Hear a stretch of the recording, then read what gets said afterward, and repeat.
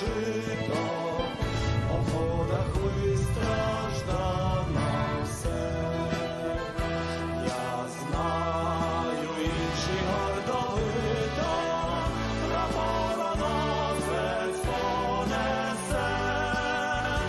Дивлюсь на нього я востаннє у незв'язованій журбі. Всю кров мою зі скитання воно вібрало у собі. Всю кров мою зі скитання воно вібрало у собі.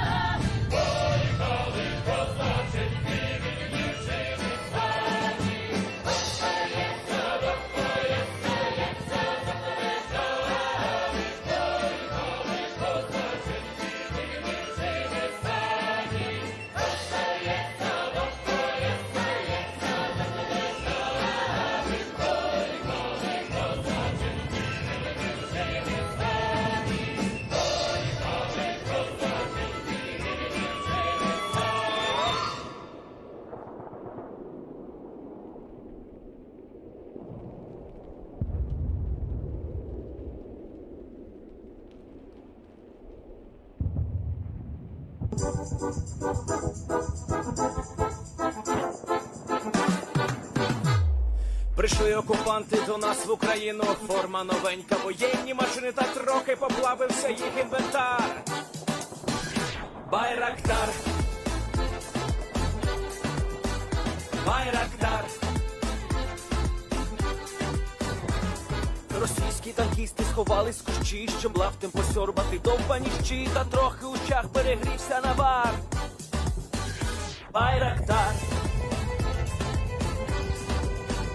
Байрактар. Приперли зі сходу до нас барани для восстановлення великой страны. Найкращий пастух баранячих отар. Байрактар, Байрактар. Їх доводи всяке озброєння різне, потужні ракети, машини залізні. У нас на всі доводи є коментар. Байрактар, Байрактар. Вони захопити хотіли нас зразу, а ми зачаїли на ордів образу з російських бандитів. Робить примар. Байрактар, Байрактар. Російська поліція справи заводить, там пивцю рашистів ніяк не знаходить. Хто винен, що в нашому полі глухар? Байрактар, Байрактар. Веде пропаганду кремлівський урод, слова пропаганди ковтає народ. Тепер нове слово знає цар. Байрактар. Байрактар. Байрактар. Байрактар. Байрактар.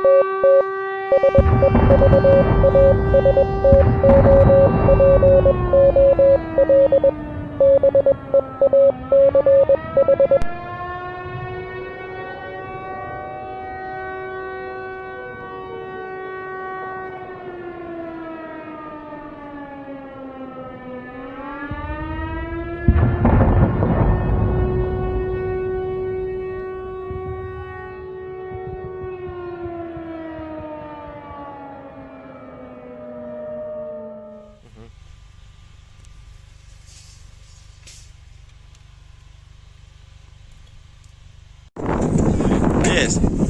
The Leaf Spring Army sends its regards.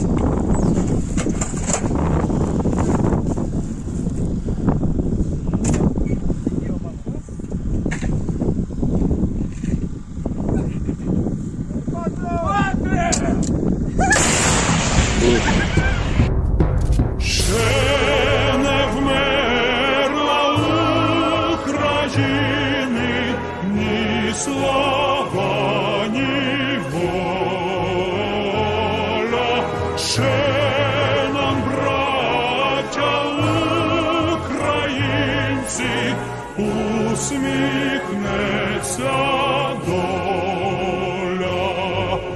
Згинуть наші вороженьки, як роса на сонці. Запануємо ми, браття, у своїй сторонці. Душу й тіло ми положим за нашу свободу і покажем, що ми браття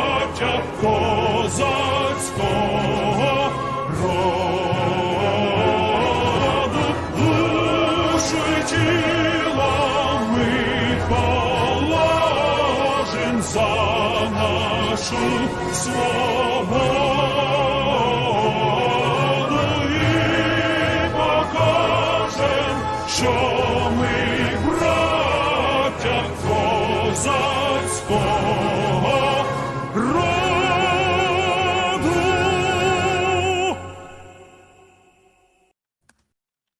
Hello, everyone. I'm the Enforcer. I'm accompanied by Enforcer Matt.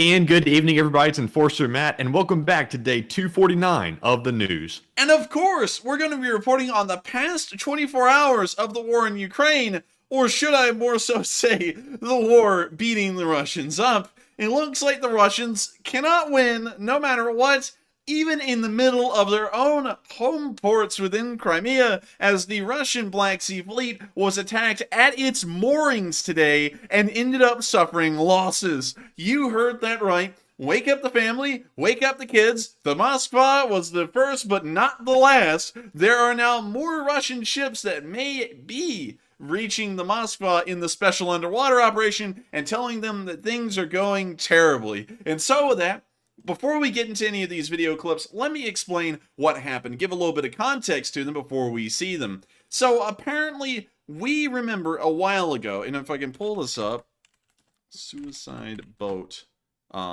Ukraine.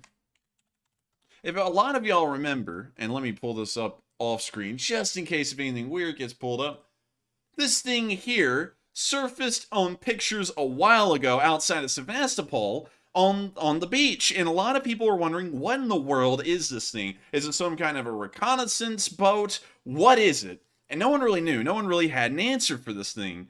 And honestly, we didn't have an answer either. We were like, maybe, I mean, you know, it looked bare bones enough. So it wasn't any kind of reconnaissance vehicle, or else it would be kitted out with a whole bunch of expensive camera equipment, and also, I guess you could say, communications, I guess you could say tech. So we didn't see any of that. So it was by and large assumed that this thing was probably some kind of a kamikaze drone of a sort that the Ukrainians had made, or someone had made and given to them.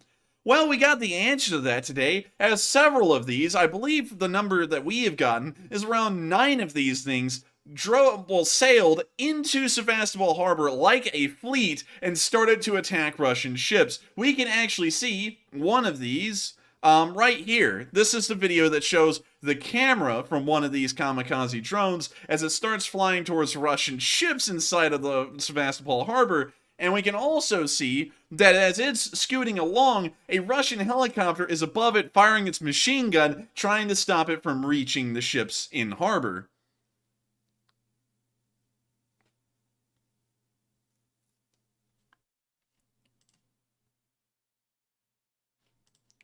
When you see it's racing its way to the target, rounds bouncing off the sea all around it, and we see what might be its target right out there in the distance. It's still being shot at, the drone's still trucking forward, it appears to have not taken any substantial damage that would stop it from moving.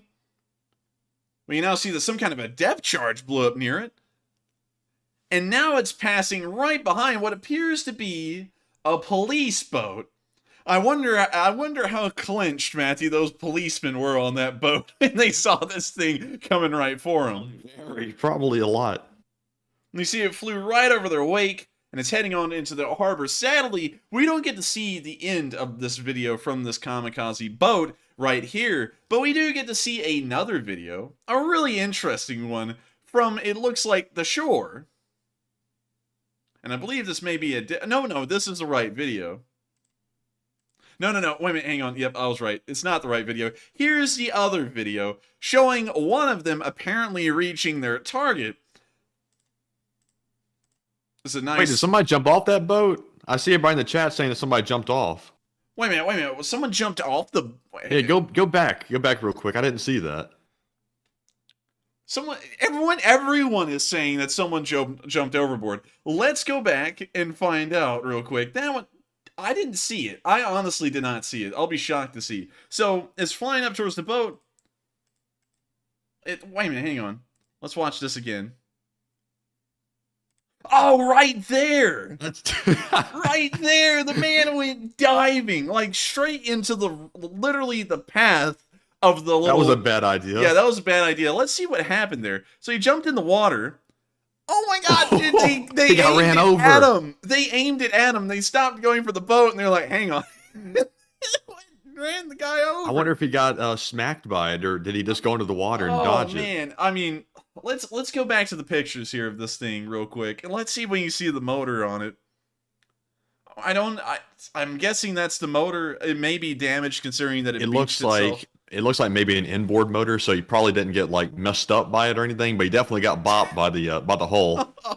He probably got knocked out by the thing, literally just gliding over him. But oh my gosh, I thank y'all everyone for pointing that out. I did not see the guy jump overboard the first time. Let's watch that one more time. Right over, and then the boat is going. It takes a left to hit this guy, and it just goes out of its way to do it. And so that's the end of that video again, but thank you everyone for pointing that out. That was actually pretty insane. Moving on into the next clip, we can see that apparently one of them did make it to their target. In this nice, beautiful night in Sevastapol, the sun rose early.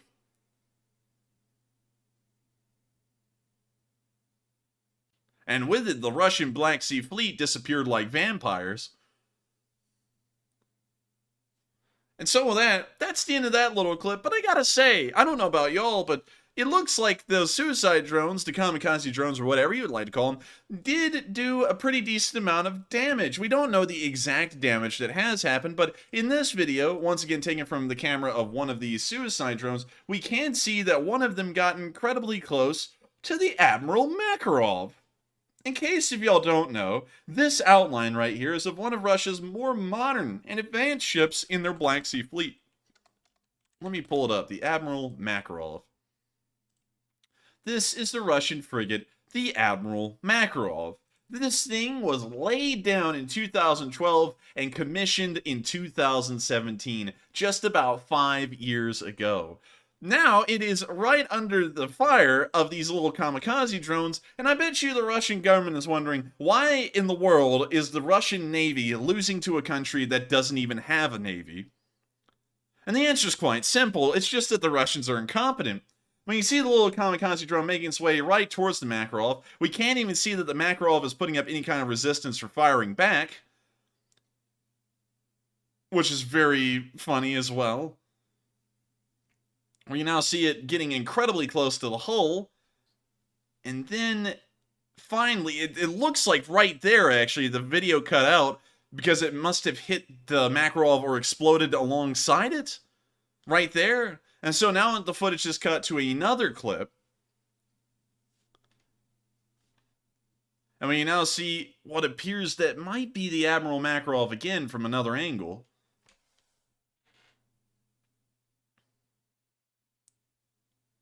When you see the little kamikaze boat taking some pretty sharp turns, and I think that is the Makarov. The video cut right there as well, and now you can see that security footage I showed you a little while earlier, or it might be different. Let's make sure and see. No, it's about it is the same one. So apparently that's one of the little kamikaze boats hitting the Admiral Makarov.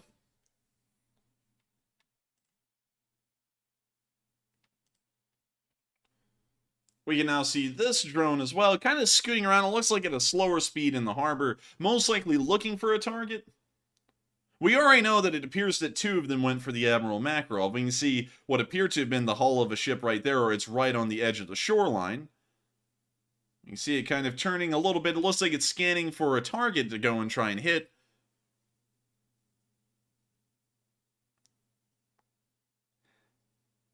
It's looking once again at what we're assuming might be the hull of a ship, but we can't really tell for certain.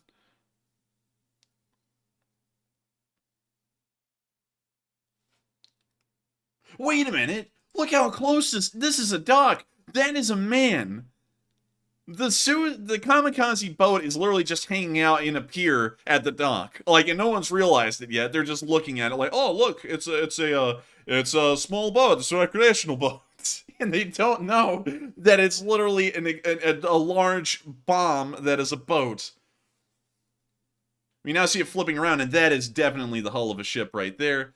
When you see it spinning around a little bit more, this thing is taking some really tight turns. Move out. Yeah, these things can roll. It looks like the camera footage just cut off right there, and now we're getting some color footage from one of these kamikaze boats. It kind of looks like the footage we saw earlier of an MI. What in the world's going on out there? There was explosions over to the left side of the screen. I don't know if that was one of the other kamikaze boats coming under fire.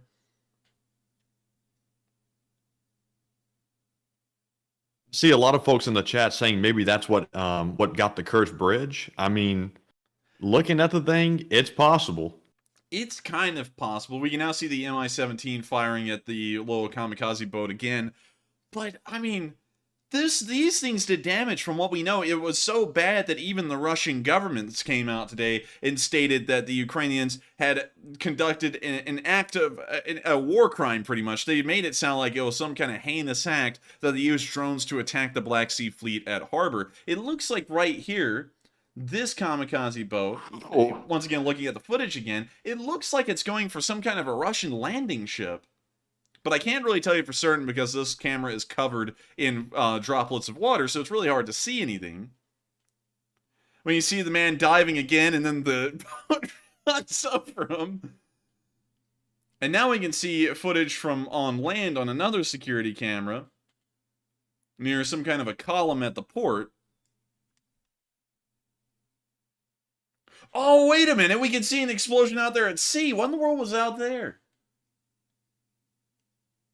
Something exploded out there. We don't know whether that was just the kamikaze boat blowing up. We don't see a larger ship out in that direction.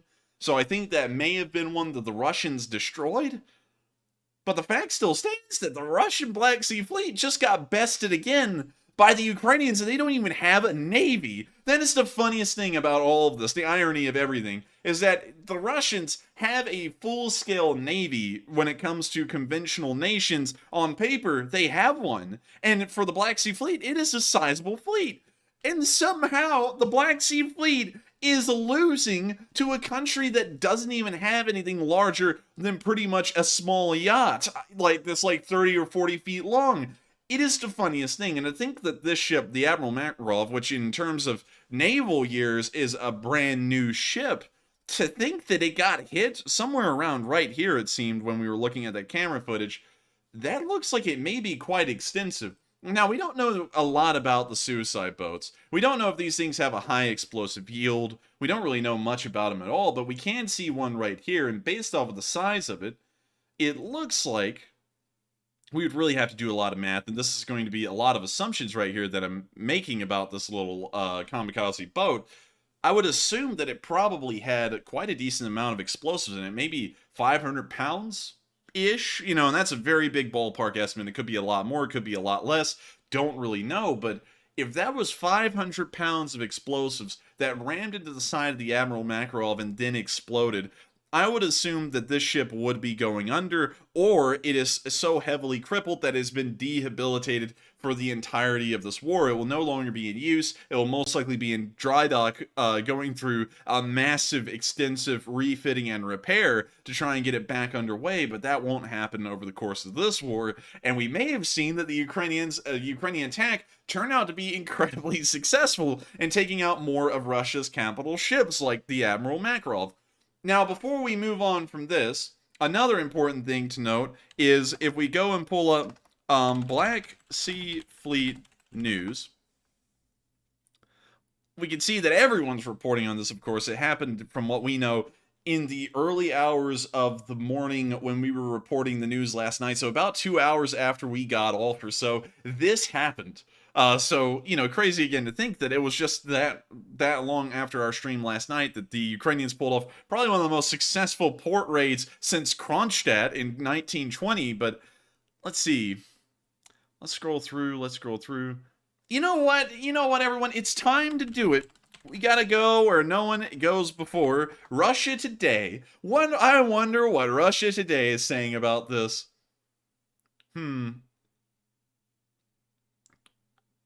Let's see. UK response to Russian accusation over Nord Stream. Let's see. Russian military reveals details of Ukrainian drone attack in Crimea. Uh-oh. I wonder what the Russia Today's got to say.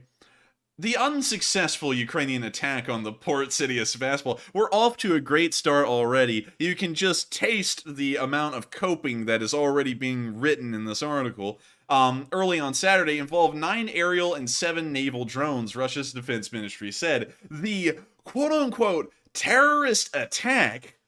Now, I don't know about you, Matthew, but I never thought that attacking military targets would be considered a terrorist attack. That's something, isn't it? That is something, you know, in a conventional war, with one side fighting the other, and one side using purely conventional methods, drones have been used for decades at this point, and this is only an extenuation of the use of drone warfare, and attacking the other military through conventional mean is now labeled a terrorist attack by the Russians.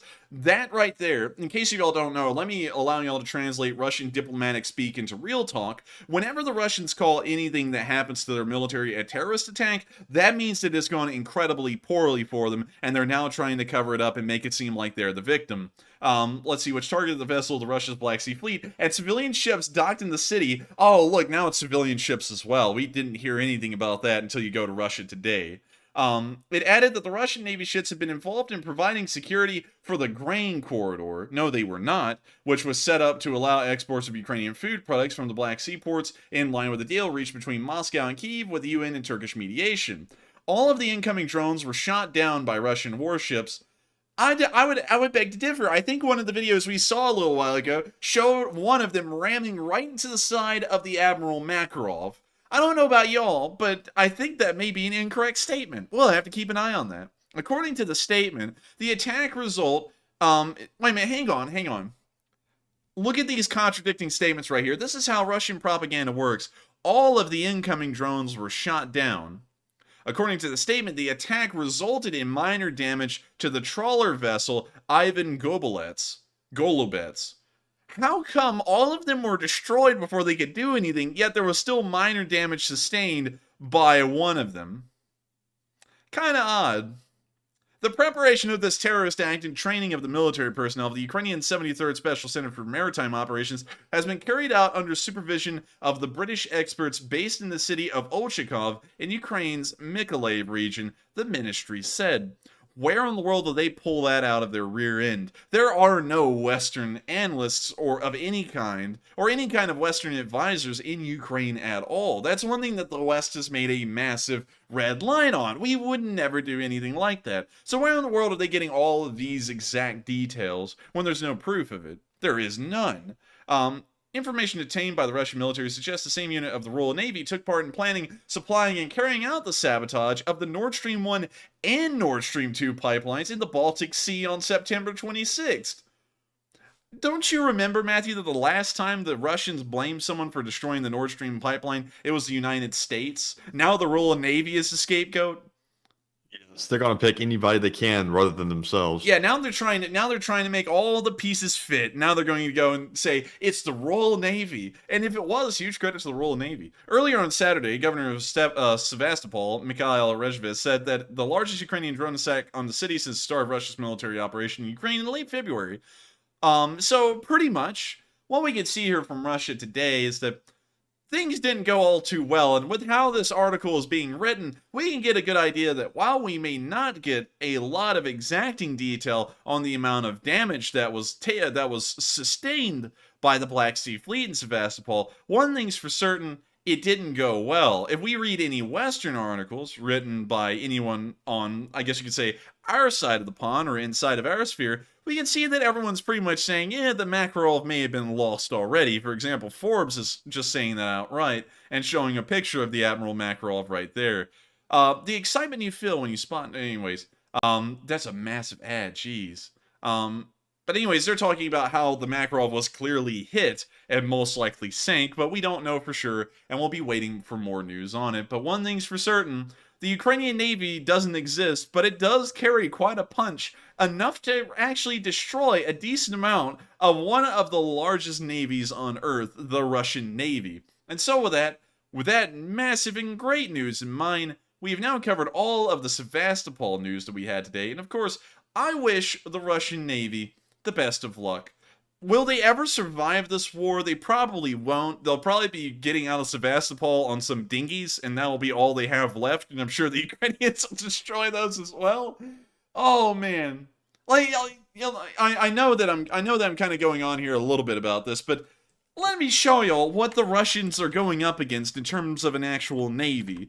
The Ukrainian navy right here. Let me show y'all this real quick. They're going up against this. I'm just kidding. They're not. We're going to scroll down a little bit further. Also, wow. It's a nice little Corvette right there. Really neat. Anyways, let's scroll on down a little bit further, a little bit further. Let me go and show you all the ships that Ukraine has. Oh, come on. Where are they? Oh, dang it. I got to go pull up another tab, don't I? List of active Ukrainian Navy ships. All right, so looks like the biggest one they have in the entire surface fleet of the Ukrainian Navy is the Matka right here. That is the biggest ship in the Ukrainian Navy. And somehow, with a ship that big, and remember, at the beginning of this war, the Ukrainian Navy, this is the biggest ship they had. Of course, the flagship of the Ukrainian Navy, I believe was the only destroyer they had, was destroyed by the Ukrainians in Mykolaiv Harbor pretty much within the opening week because they were fearing that it may be captured intact by the Russians. So this little boat, I guess you could call it the flagship of the Ukrainian Navy, was going up against the Moskva. So let me pull that up for y'all, the Moskva ship. And there's the Moskva. This versus that, and somehow the Ukrainians have played their cards so well with their tiny navy. They've hardly engaged anything in this war from what we've been able to see. They played their cards so well that a navy that uses this as their flagship was able to sink this and has even destroyed more. You can't sit there and say that the Ukrainians are not an ingenuitive and very smart group of people to pull off something like this, sinking the Moskva, and now we're looking at a much more modern and advanced ship, although smaller in size and I guess you could say firepower, the Admiral Makarov also being sunk as well. Well, I guess you gotta say, you don't really need a big navy. I guess it's not size that counts. And so with that, we're now going to be moving on out of Sevastopol finally. I just had to point that out because I hope that the Russian bots are crying. I'm sure that we're going to see a whole bunch of them raging in the live chat. And if y'all do, don't worry. Their words can't hurt anyone because their military can't. They always say that sticks and stones may break your bones, but words may never hurt you. For the Russians, it's sticks and stones are made out of like rubber or some sort of wheat crap, or they don't even have them. And then the words don't even hurt either. They're just laughable. And so with that, we're now going to be moving out of Sevastopol and just making sure we don't have any international news today. I always have to make sure because sometimes those things just elude me because they're in weird places. But we're now going to be moving up to our location unknowns. And starting off, we have a little clip of the 25th Airborne Brigade hitting some Russian vehicles, and quite effectively, to say the least. But before we get to that, I'm seeing that Matthew's thrown up some really good polls on the Sevastopol port attack, and it looks like a load of y'all have put in y'all's input. 1,500 of y'all have voted on that poll. So real quick, Matthew, can we go over what everyone is saying right now? Yes, we can. And the poll says, after seeing Ukrainian drone boat in action, do you think it could be responsible for the Kerch? It looks like 46% said yes, a drone boat blew it up. 32% said I don't know, and 23% said no, it likely wasn't a drone boat. Now for me, I'm going to still have to say I don't know because I haven't really seen enough to really be able to tell you. But it certainly looks like the drone boats are more capable than I thought they were. So Enforcer, what say you? I would have to say, if I had to go with anything, the drone boat could have done it. The explosion and the size of it that we saw was massive. And so it would be safe to assume that the explosive yield of the thing is large, and it does fall if it is 500 pounds or heavier within the range of an explosive yield that we believed would be needed to destroy the spans of the Kerch Bridge that we saw. It could have just been one of those boats, and knowing that it could have been one of them, imagine the possibilities for the Ukrainians at this point. It's literally endless. The sea is the ocean is their oyster. Those things apparently can go anywhere, and the Russians can't do anything about them. They were able, and also really quick, let me say this, they were able to destroy one of them from what we saw on film. It looks like it blew up outside of the port about a mile or two away on film, but we only saw one of those get destroyed. We didn't see a lot of them. And so, for that reason, it is entirely possible that one of these little drones set off from Ukraine and scooted its way around Crimea and to the Kerch Bridge and then blew up under it. It's entirely within the realm of possibility, and I think that while 47% of y'all voted for that, and I can now see, based off of how those things actually performed on film, that is definitely possible. I'll have to fall within the 31% of y'all who said, I don't know, because I don't really know for certain. And we really don't have an answer as to what exactly blew up that bridge. It could have been a missile, it could have been the kamikaze boat. We're not entirely sure, and so I will be holding judgment on that until we're able to get loads of information that will probably come out after the war as to what happened there. But I would say now, seeing these things in action, that is definitely a viable option, is that little kamikaze boat was used to destroy Russia's most important bridge, or at least to heavily cripple it. And so with that, I hope we address that poll fairly well. And real quick, Matthew, before we move on, let's address a couple of live chats as well, because a lot of people have been throwing in some really good questions. All right. Well, we actually have one more poll to go over. And the first one said, do you think the drone boat probably knocked the police officer in the head? It looks like 61% said yes, the hole probably got him. And 39% said no, he dove under the water. Now, for me, it looked like he dove under the water potentially, but probably not fast enough. So he probably got donked or bonked. Either one. Wait, hang on. But real quick, Mandy, while you keep on talking, let me see if I can pull this up in time. But I think he got bonked. That's basically all I had to say about it. Let me see here. I hope that this is the right one. Oh, I hope it is. Come on. Yeah. There it is. Is that a sound effect? Yeah, it is. I found it on YouTube. So, real quick, when that boat was flying over that guy, you probably heard this under the water.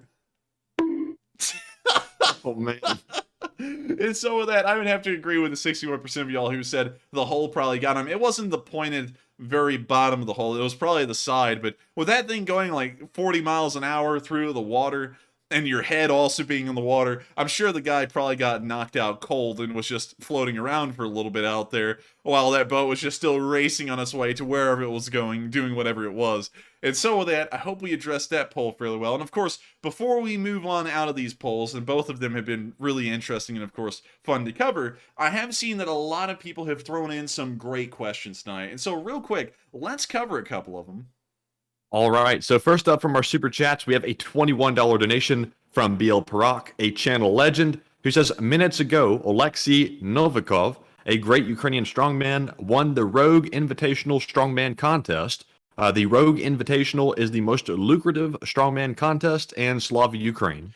Hey, and also huge congratulations to that Ukrainian strongman. He's been around for quite a while, and if you ever watch him pick stuff up, the guy's a unit. I mean, like, he really is. And so a huge credit to him. And also, thank you so much for the support. You've been a long-time veteran of the Lee Spring Army and helping this channel to keep on running, because without viewers like you who support us and help us to keep this thing rolling, it wouldn't be possible to run these streams. And so with that, thank you so much once again for sharing that information with us, and everyone give a huge round of applause to that fella. He may not be watching the stream, but he is representing the country of Ukraine, and much like the Ukrainian military is quite strong. In fact, really, I would say that they're a lot smarter than they are strong, because a lot of their moves in this war, like the Sevastapol port attack, didn't really have anything to do with their raw strength in terms of their maritime abilities. It all had to do with their cunning and intelligence, and through that, their abilities. But still, it's good to see that Ukraine is represented as a strong man on the world stage in terms of the heavy lifting. And so with that, we are on to the next one, and thank you so much once again for the support.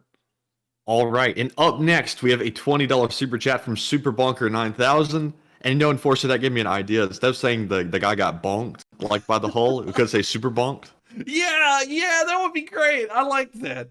So Yes. we'll say from now on that man was super bonked, and if we ever see anyone else getting hit in the head, we're gonna call it super bonked. And so with that, Struck by NAFO. But anyways, Super Bonker says, it sounds like the Enforcer is running out of steam. LOL, laughing face. You guys need coffee and donuts. running out of steam? I'm not running out. Do I sound like I'm running out of steam? I don't think so, personally. I don't think so. I didn't think I was running out of steam. But of course, I thank you so much for the support, Super Bonker 9000. I thank you for supporting the Coffee Fund. It does help this channel to keep on running, and you've helped us out a whole load before. And thanks to your continued support, we'll be able to keep this thing running. And so with that, we are on to the next, but I want to thank you so much once again, Super Bonker 9000, for throwing in some pretty good comments. I don't know if that one's a good one, though, because I don't feel like I'm running out of steam. Y'all tell me, though. Do y'all think I'm running out of steam or not? But with that, thank you so much once again. And with that, we are on to the final question of this segment, and then we're going to be moving on into the next bit of news. And also, I see a lot of people saying that the time went back an hour. I'm guessing that's not for the United States because I'm not aware of that, but apparently it's for Great Britain. It looks like. Maybe so. Wait a minute, do they still have daylight savings time in Great Britain? UK. They do! So our British viewers are getting screwed over right now. We're all fine everywhere else in the world, but those poor fellas, they just got screwed over. So with that, very sorry for you guys. I hate that now it's not going to be 10, well, it still is 10 p.m. Eastern time for everyone in the world. It's just that y'all will be dealing with it about an hour before or an hour later. And so with that, we are going to move on to the final question of this segment, and that is very crazy to hear. All right. And for our final one of the segment, we have a $10 donation from Winston Segner, who says, if you could say anything to Vladimir Putin, what would you say? Oh, I know what I would say. I know what I would say. For you first, Matthew, real quick. I'll let you go first. F you. I would actually say there's a window right over there.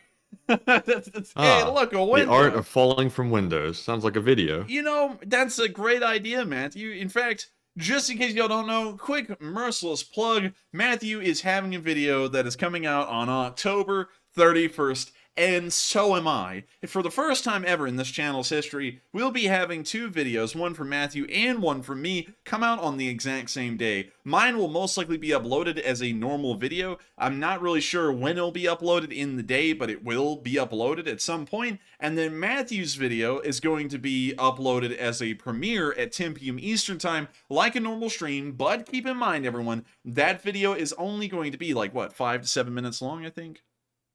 It's going to be about 6 minutes long, I think, but it might go to 7. So about 6 minutes long. So it's not going to be as long as these streams. So if you want to catch it, you got to be there early. Definitely not as long as a stream. Could you imagine me making a 3-hour long video?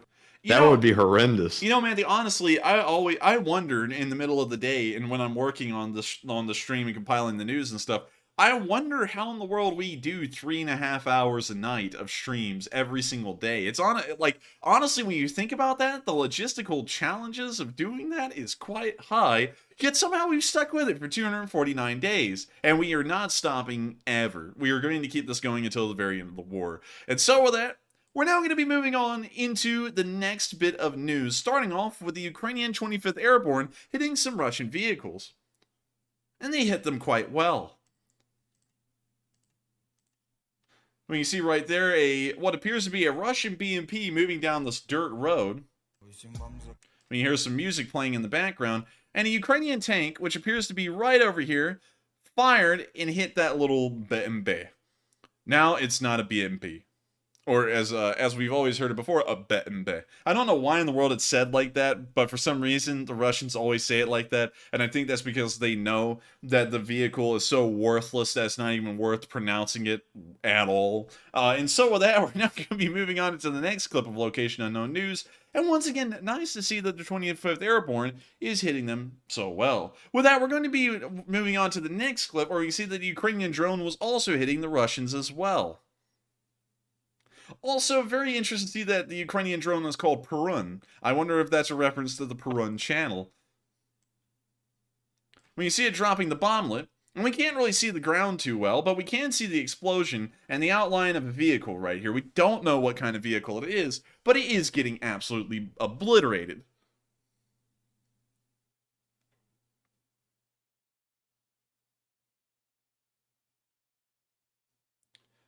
We can see that the bomblet is now dissipating, and it looks like it may just be the crater now, but it is quite hot and warm down there. Of course, it gets pretty hot when an explosion happens, and we can now see them dropping another. This one is probably going to be the jackpot. it looks like it actually hit right on the side of the BMP, either off onto the ground or just skimming down the edge of the BMP. So it looks like they may be adjusting again to drop the third bomblet. The third bomblet's now on its way, and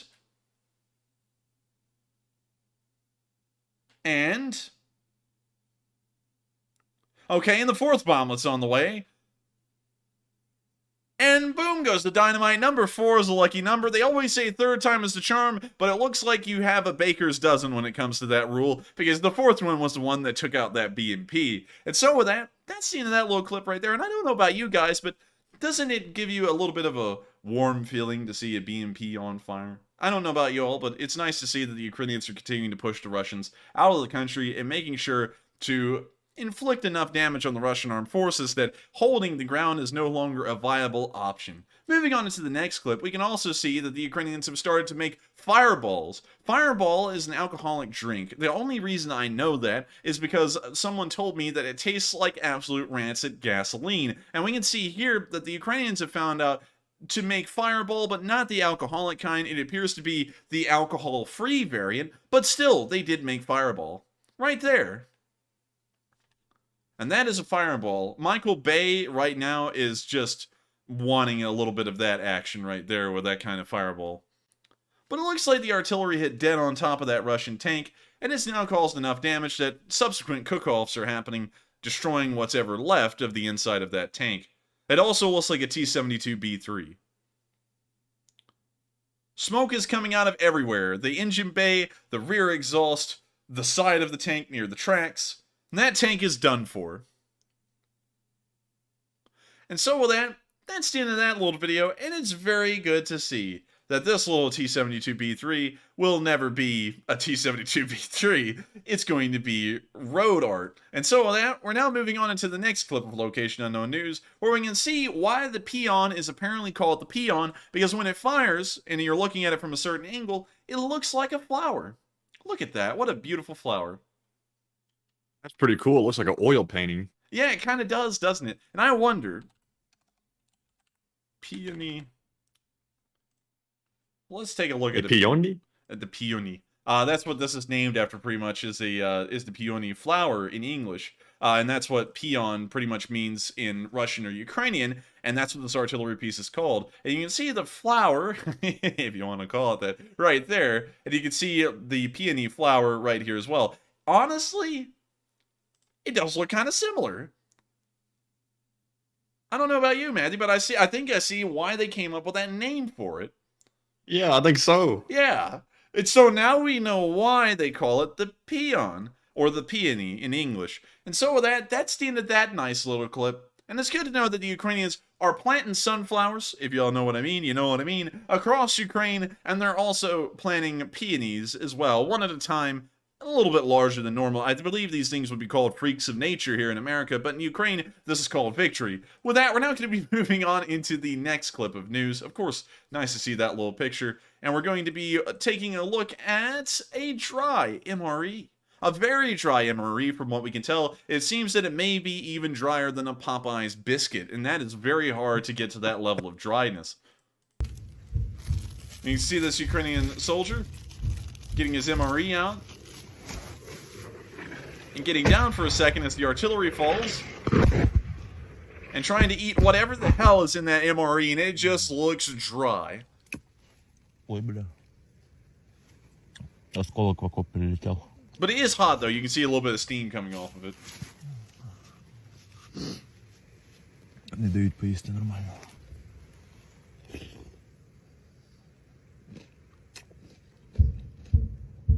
Now see him eating still. Hear artillery in the distance. 4 rounds coming in, but that's not going to stop this man from feasting. Ой, бля.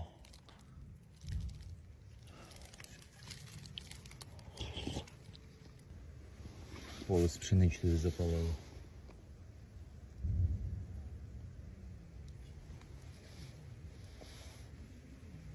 Now see him taking a little bit of a look around. Влучив пшеницю, вона горить. Люто так горить. Прям біля нас.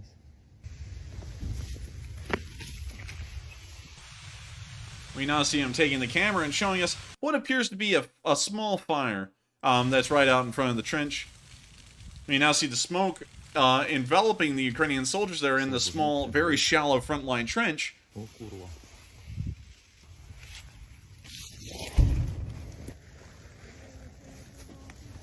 We now see him putting on his gear.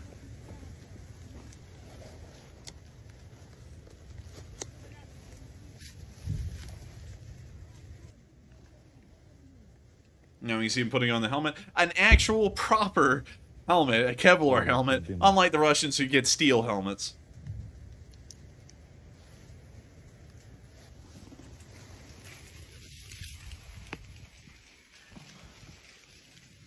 Also, I like his creativity there, man. He actually put a little camouflage cover over the GoPro. That's pretty smart. Yeah, that's pretty cool. I like that. It just doesn't stick out like a sore thumb. We now see him showing the fire that's right in front of their trench as it continues to burn, and that's the end of the video. But huge credit to the guy who's still up there on the front lines, dealing with artillery barrages and eating what appears to be a slightly dry MRE. We don't really know what it was. It looked kind of like rice, but still, from what the title says, it's apparently a little bit dry. And so with that, we're now going to be moving on into the next clip of Location Unknown News, where we can see that another prisoner exchange occurred today. While the Russians were getting clowned on in the south, the Ukrainians luckily got several more prisoners back. Apparently 52 of them, from what we can tell. Of course, a lot of these soldiers have been malnourished, most likely beaten and tortured by the Russians, but now all of that is behind them as they are returning back into Ukrainian hands, and we've never seen the Ukrainians not take care of one of their own. And so, here's the video. Хлопці, з поверненням дякуємо вам. Героям слава, вам слава. Дякуємо, що живі.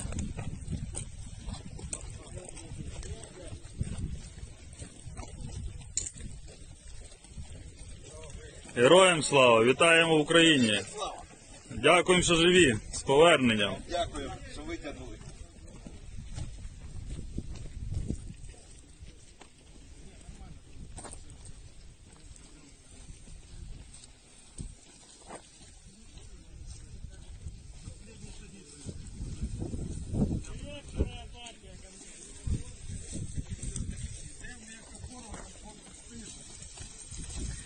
З поверненням. Слава Україні! Героям слава!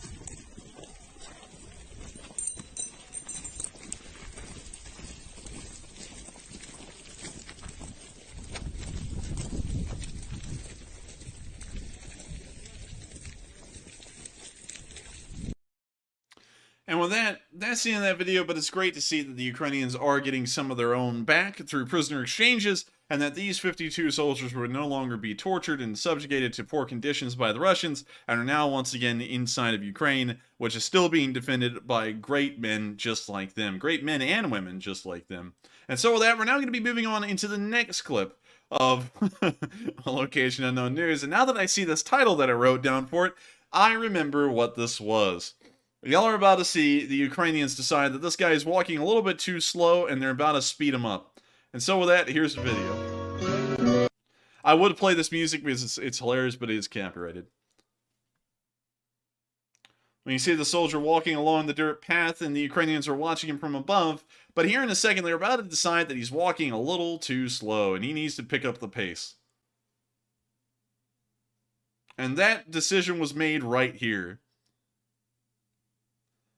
The bomb explodes behind him, and this guy doesn't start running, he just starts speed walking, pretty much.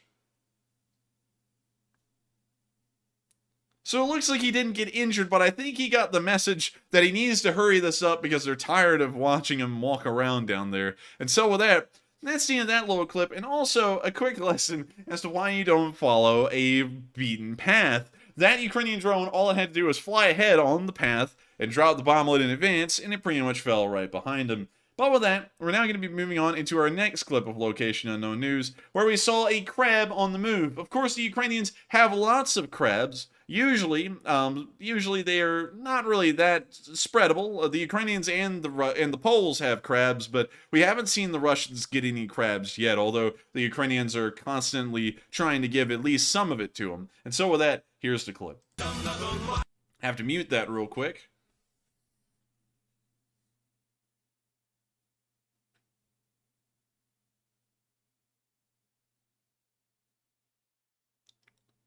And when you see the crab coming from the distance, a really cool SPG, of course, provided by Poland, which has provided loads of equipment to the Ukrainians. The most substantial bit that we've seen is several hundred PT-91 tanks, or a similar variant. When you see the crab passing by right there, and man, has crabs never looked at that good. Makes me want to get crabs. And so that's the end of that clip. But once again, nice to see that the Ukrainians do have themselves some pretty nice crabs. With that, we're now going to be moving on from that clip of Location Unknown News, and it happened today. It actually happened. The Russians have now lost 70,000 men and are already racing on their way towards 71,000. This was the day that we finally saw that the Russians did lose exactly 70,000 men. At the very beginning of this week, we were around 68,000, which means that over the past 3 days, the Russians have lost nearly, well, I believe it was like 6,850 or so, and it was really getting close to no, wait, hang on, it's like 68,900 or so. So we've seen them lose about another 1,500 soldiers over this past 3 days alone. Those kinds of losses were sustained at constant numbers at the very onset of this war, when the front lines weren't stabilized and a lot of things were incredibly chaotic and both sides were taking heavy casualties. They've now, in the middle of no offensive operations whatsoever, they're now taking that many casualties just trying to hold lines. That right there tells you that they're done for. If there is someone who can debate with me in the live chat that the Russians are not done for, please let me know why. Because they're losing 550 troops, which is almost 2/3 of a BTG a day, dead. That is not winning. That's losing. And I can't. I would love to have a discussion where it is like, are they or are they not? But it's clear they're losing. Losing 2,700 tanks nearly is not a winning number. Losing 5,400 armored personnel carriers is not a winning number. None of these numbers are winning. Also, I think we'll see a +1 in the boat/cutter category for the Admiral Makarov here soon. May it rest in peace, gone and forgotten. But still, these numbers are not winning numbers. There's just no way that you can make these out to be that way. And of course, there are people out there somehow that still believe, and of course I believe a large amount of these supposed people are not people, they're just bots, that still go around and say that the Russians are just holding back and just give it a little bit, they're going to turn the whole war around. When? I just don't even know when, but take a look at those numbers, and if there's any bots in here, please go ahead and proceed to cry. You have 5 minutes allotted to cry, and then after that I want you back on your A game trying to sit there and say silly stuff. And so with that, we're now going to be moving on from this last bit of Location Unknown News, but man, if there was ever a statistic that showed an embarrassment, it would be this one, and the Russians are the target of that embarrassment. With that, we're now going to be moving on from the last bit of Location Unknown News, and we're now going to be moving towards the front lines, where we're going to be reporting on all of the news from the Northeast down to Kherson, and we've had a lot of news coming from the Northeast and Kherson itself, because it seems that the Ukrainians have gotten quite busy, specifically near Sevastapol with the 98th Territorial Defense Battalion, which has been conducting a decent amount of action in this area. But before we get to that clip and show you all that video of the 98th Brigade doing quite well, let's see about these polls, because I've seen that you threw up another really interesting one. It looks like it hasn't gotten enough time for a lot of people to vote on it. It looks like it has 619 votes right now. So I'm just wondering, Matthew, have you thrown up one before that while we wait for it to compile some votes?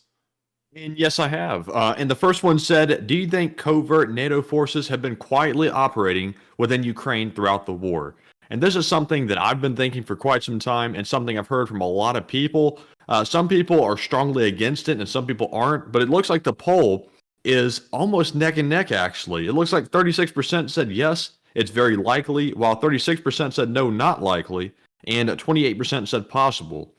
So that is about the most evenly split poll I have ever seen. But personally, me, I would have to say it's probably likely, if I'm being totally honest, because the momentum the Ukrainians have is so unbelievable. I would be like shocked if they didn't have some kind of outside help internally in their country with NATO troops. That's not putting doubt on Ukraine. That's just simply being realistic in my opinion. But Enforcer, what do you say?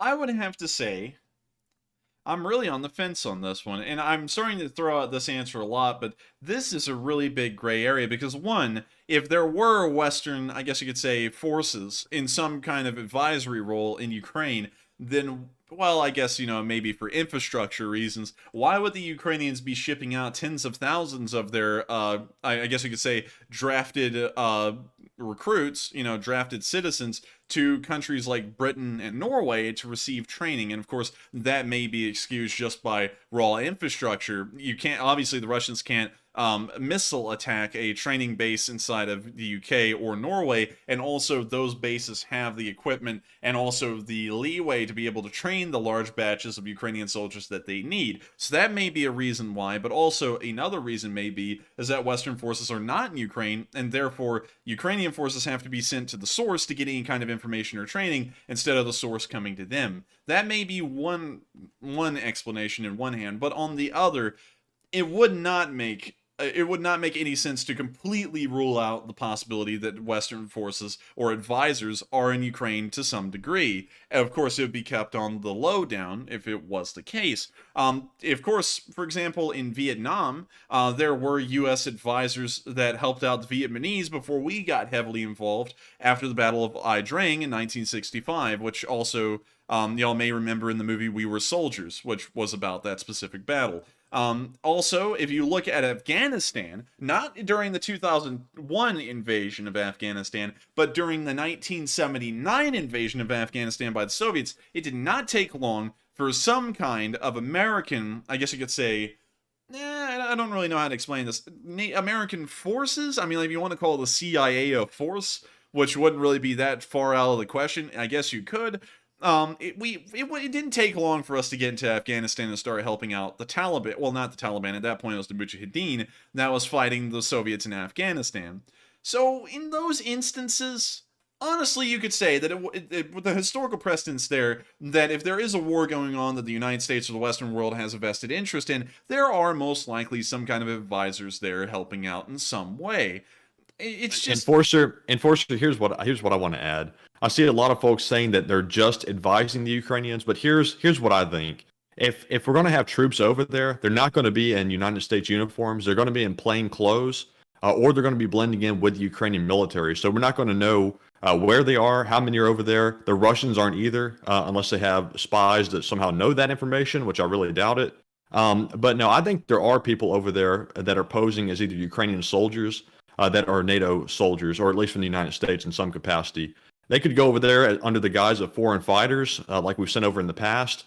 But I know for a fact they're getting advisory from NATO, but I think they're also having some troop help on the ground too.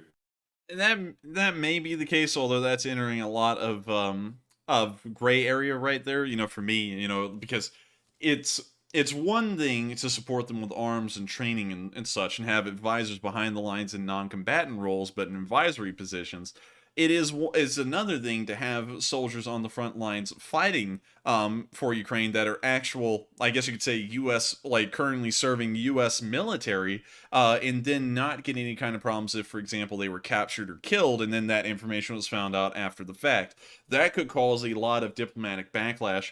Once again, it wouldn't really cause that much when you think about it, because then again, the Russians pretty much pulled the same stunt in 2014 with the Little Green Men, and everybody knew that the Little Green Men were Russian soldiers, but on the official level, they weren't. And so that's what everyone had to go with, although it was clearly not the case. So with that in mind, I'm going to have to say I'm undecided on this one. I know that isn't really a poll option, but I'm going to have to remain undecided on this one because I can see the reasons that they are there and I can see the reasons that they're not there. There's some fair cases and points to be made on both sides of that argument, so much so that it's really hard to come up with a clear statement on it. And so with that, I hope we addressed that poll fairly well. That was a really good one. I really, honestly, y'all, I like polls where I can't really give a straightforward answer because they have so much depth and complexity to them. So I hope that y'all discussed that one a whole lot in the live chat. Because really, like, if you think that they are there and you think that they're not, because it's almost evenly split, talk about that in the live chat. That would be really interesting to see what kind of points everyone's bringing up for and against that idea. And so with that, let's move on to the next poll, because it looks like it's now gotten 1,500 votes, which I think is enough, so that we can see what everyone's thinking on that one. Right. And up next for our second poll, the question is, do you think Ukraine is still making strong progress at pushing the Russians out? It looks like 50% said yes, they are moving them out fast.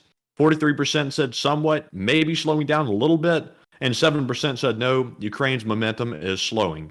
Now, for me, I would have to say that they are still moving very, very fast. I don't see any signs of them slowing down, and they're probably not. But Enforcer, what say you?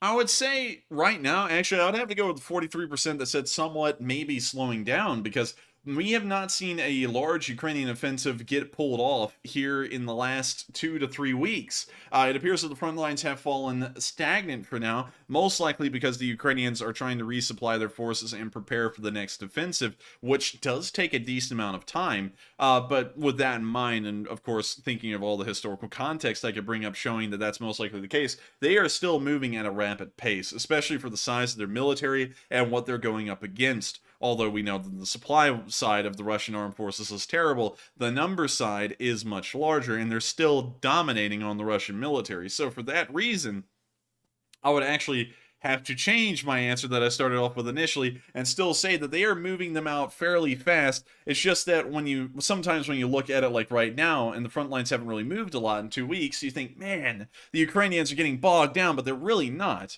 In military terms, it's going quite quickly, but the normal term of what a lot of people expect to be fast, and what sometimes I also expect to be fast, it doesn't seem that way. And so with that, I hope that does address that poll fairly well, and it looks like it was really evenly split in between the first two options. Only about a 7% difference in between both. And so with that, we are on to the next one, and thank you everyone so much once again for voting on that. There were 1.6 thousand votes on that poll, and that's really crazy to see that many people are interested in these polls and vote on them. Of course, we always hear that people want more and more polls. One thing that we are trying to do to make sure that we can get to a lot of questions is, I believe we are, if I'm correct, Matty, cutting down one poll per segment. We used to do 3. I think we're going to be cutting it down to 2 here in the future. So I hope you all are still enjoying those polls, because they're very good. Yes, indeed. And All right. And we're on to the questions, I guess. Yes, we are. All right. And before we get to our questions, I just want to clarify one thing. When I was saying that there might be NATO troops in Ukraine, I'm not referring to frontline troops or anything like that, or main battle forces. I'm referring to covert little small units. But also that is simply speculation. Obviously, we don't have any evidence of that. That's not factual. That's just my opinion. It looks like some folks were taking that as fact, and it's simply not. But you can have your own opinion on that perspective. But anyways, moving on to our super chats, we have a $21 donation from BL Parak, who says, those higher level of Russian casualties are due to the M30A1s. Prove me wrong, lols. And I thank you so much for the support once again. And also, to answer that wrong, I cannot prove you wrong on that, because we don't really know what most of these Russians are getting killed by at the end of the day. It could be a combination of everything. It could be a massive arms cocktail that's wiping them off the face of the earth. But with that, I thank you so much for the support. I would not doubt it that the M30/31, with all of those thousands of tungsten ball bearings in it, isn't doing something against infantry. It's literally a massive buckshot missile, which is really crazy to think about it like that. Let me pull it up. M30A1 missile images. Let me see if I can get y'all a picture of these ball bearings. Here's some of them right here. These are the different kinds of ball bearings that are inside of that thing. So it's literally just buckshot and birdshot that's inside of this missile. It lands, that goes flying everywhere, just almost hundreds of thousands of these little pellets, and you can imagine what that would probably do to infantry. I believe it would probably liquefy them, just because of how many ball bearings would be in a small area flying outwards at unbelievable speed. So with that in mind, I would have to entirely agree with you that the M30 may be the reason for a decent amount of this increase in casualties. And also, do I spy with my little eye a Finnish M270? Crazy. I actually didn't know the Finns had these. For a second I thought this was Swedish, but it's Finnish. Anyways, we're going to finish out this question. Hope y'all see what I did there. And we're going to move on to the next one. But thank you so much once again for the support, BL Paroc, and helping this channel to keep on running. And with that, we are on to the next one. You're right. And up next, we have a $50 super chat from Robert Harrington, who says, thanks for the work on your channel. LSA appreciates your hard work. And please pick a question from the live chat. And thank you so much for the support, Robert Harrington, and I thank you for helping to keep this channel running. Of course, real quick, because it looks like we may have a decent amount of new viewers tonight, just in case if y'all don't know how this channel works, if y'all clicked on this video, you may have noticed that there are no ads running whatsoever, and that's because our channel does not run ads on live streams. We run ads on videos, but those videos only come out like once every blue moon. We're planning on having more of them in the future, but for now, the live streams are pretty much all we run, and we absolutely run no ads on them. I find it to be a little bit tacky, because who in the world wants to watch a ad for a Wendy's stick burger and then get on here and watch me talk about how the, Russians are getting obliterated? It doesn't really seem like it's in good context. So we don't run ads, so the only way that we support this channel is through viewer support, and that's entirely up to y'all. I like that a lot more, because if you get on this channel and you just are like, it's okay, you don't even support it at all, you don't even have to watch an ad. But if you do enjoy the channel, you get to decide how much it's worth to you, how much our news is worth, and how much you want to support us. So you could throw in like $1, $5, anything you want. And so with that, I hope that does address that fairly quick, just in case if anyone was wondering, well, how in the world does this work? And that's how we keep this channel running and help us to keep alive behind the scenes, so that way we can do this 50 to 60 hours a week and make sure to continue reporting this news. And so I thank you so much, Robert Harrington, for enjoying this news and helping us to keep this channel running. Of course, without viewer support, it's not possible for us to keep doing this. And so with that, let's hear a live chat question sponsored by none other than Robert Harrington. Right. And before we get to that question, also, folks, if you don't want to support the channel, please click the like button at the same time. Because hitting the like button helps us a bunch. It tells YouTube we're doing a good job and lets them know to put the stream out there a little bit quicker. So please feel free to hit the like button if you want. And we're moving on to that live chat question, which goes to Packrat, who says, do you think the Ruskies could have been using the semi-truck on the bridge for transport of explosive materials? It's just an idea and thought. And that's actually a very good question. And to answer it, from what we know, from the information the Russians provided, apparently it was a truck. I don't really get this story, because follow this, Matthew. They say it was a truck coming from Georgia, driving through Russia, and then over the Kerch Bridge to Crimea, to then make its way to, I believe, either Moldova or Romania.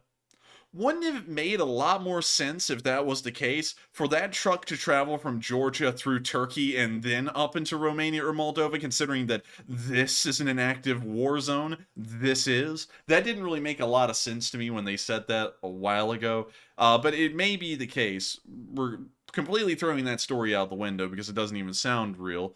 It could have been the case that they were using that truck to transport some kind of munitions and it did explode, but at the same time we did see some video footage from that bridge, and it appeared that the explosion came from beside the bridge, not directly on top of it. So that may indicate that whatever blew up was under the bridge, like the kamikaze boats that we just saw at Sevastapol, or it may have been a missile flying parallel with the bridge. One or the other, but we're not exactly certain which. So with that, I hope that does answer the question fairly well. Once again, take it with a grain of salt, because while I think that it being a munitions truck is highly unlikely, no one really has an actual answer to what blew up on that bridge. It's really hard to tell, so it may be the case that it was the ammunition truck. But with that, I hope that does answer the question again, and thank you so much once again, Robert Harrington, for supporting this channel, helping us to keep it running, and of course, sponsoring a live chat, which is incredibly nice of you. And so with that, we are on to the final question of this segment, and then we're moving on into the next segment of news. All right, and the final one of the second question segment, we have a $10 donation from Lisa, who says, Putin Hulo, LSA NH, Slava Ukraine. And thank you so much for the support, and I believe that NH hopefully stands for New Hampshire. New Hampshire is an interesting place, along with Vermont. I believe that is the maple syrup. These two states are the maple syrup capital of the United States, if I'm correct, or that might just be Vermont alone. But real quick, since you brought it up, we got to take a look at one town. Let's take a look at Manchester. So let's take a look at a little Manchester here that's got a lot of streets. Interesting. You know, this kind of, oh, this street right here, maybe not so much, but this right here reminds me of New England, like with the, like, well, that's not even timber frame, that looks concrete. Timber framed walls everywhere. It looks a lot like what I would imagine New England to look like. But with that, To say one thing, whenever you see like those black lines in the road with like the tar lines, I'm not sure if they're called road snakes or something like that. I saw some like person calling them road snakes on YouTube, but that's typically like a sign that they're not keeping the infrastructure up very well in an area. I'd have to say, Manchester is not looking that good, honestly. It's looking like it's a. It reminds me of Birmingham. What? No. I mean, well, some places, yeah, like Fairfield, but like, kind of. Also, this poor squirrel. Look at it. It's literally heaving, dry heaving on the road. Like that Man, that thing's not squirrel even is running. desperate. That thing is down there going. And so with that, I thank you so much once again for the support and of course helping this channel to keep on running. I'm sure that there's better towns than Manchester. Maybe we're just looking at the wrong town because I've heard a lot of good things about Vermont and New Hampshire. But with that, thank you so much once again for the support and helping this channel to keep on running. And real quick, Matthew, can you reread it just to make sure we didn't miss a question? I just said Putin Hulo.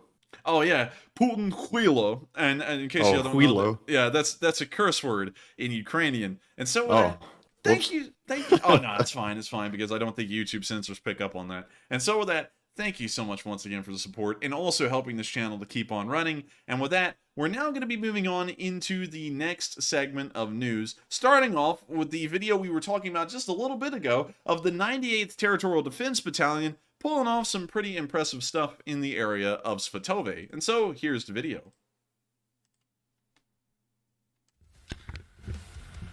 We hear some rock music playing and some explosions occurring in front of them.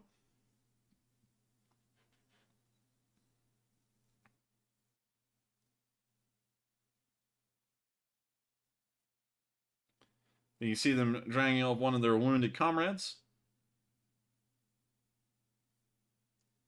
You can't really see a lot because of the darkness of the night, but it looks like they are trying to take care of the wounded soldier as best they can and keep the fight going at the same time, which is quite a task.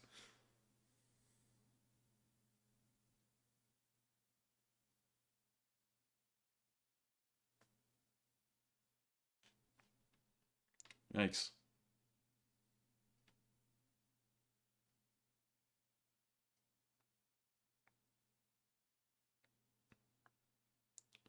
And it looks like he's in a little bit of pain, but it looks like he's keeping calm for the most part, which is good to see.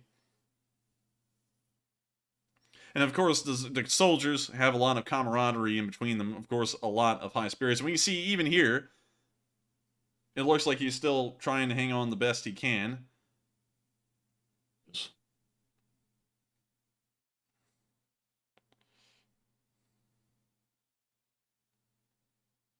They're now loading him on the truck and getting him to a medical facility. And you've got to give a lot of credit to these Ukrainian soldiers that continue this fight, continue to take on injuries and casualties, yet they still push the Russians back each and every day. And somehow, despite the odds of what people thought originally in this war, they still inflict more casualties on the Russians by a factor of nearly 5 than they take defending. And of course, a huge credit to that soldier who continued to fight and continued to still keep high spirits, although you could tell he was in a decent amount of pain while fighting on the outskirts of Svatove. With that, we're now going to be moving on to the next clip of news where we saw that the 28th Brigade was hitting the Russians again. Also, Enforcer, real quick, I'm sort of like torn if I should point it out or not, but was the fella, did he have all of his limbs? Well, I can't really answer that question, but with that, we're now going to be moving on to the next clip, where we see the 28th 5th Brigade moving down some fields in the areas of Tove.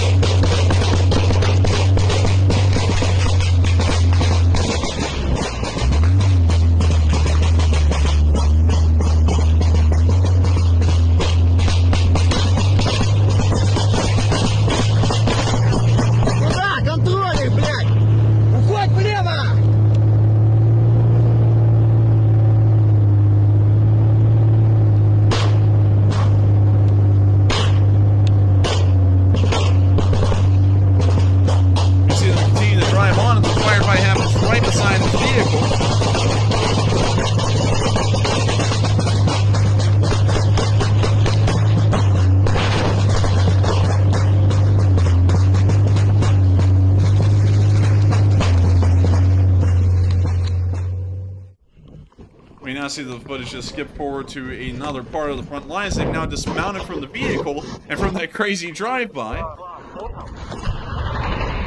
На нахуй! На!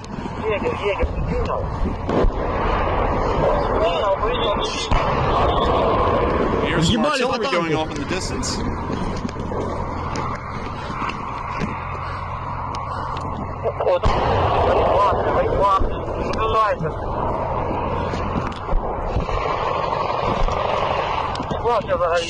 We now see him preparing an AT weapon, some kind of an RPG or something similar.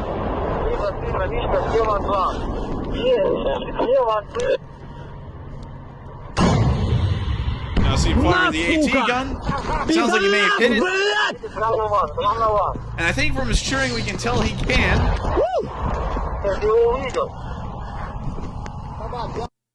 And with that, that's the end of the video. And once again, it's nice to see that the 25th Airborne is also helping out the 98th on the outskirts of Sevastapol and making sure to inflict what we can tell is a little bit more casualties on the Russians. With that, we're now going to be moving on out of the Sevastapol area, and while we've had some pretty good news to report from the area today in terms of the Ukrainians carrying on the fight and making sure to put pressure on the Russians in the city, it appears that they have not had any frontline movements today. We will most likely not be reporting on movement by movement kind of frontline updates in this area due to operational security purposes. We don't want to give away any information that may get people hurt up there. Of course, it is a battlefield's a dangerous place, and information is one of the most dangerous things to give on a I guess you could say a second-to-second play-by-play basis, and so we usually only cover the broad changes on a front line, and usually about a day after it happens, sometimes, although others we do it at the very moment if the Ukrainian Ministry of Defense is reporting it.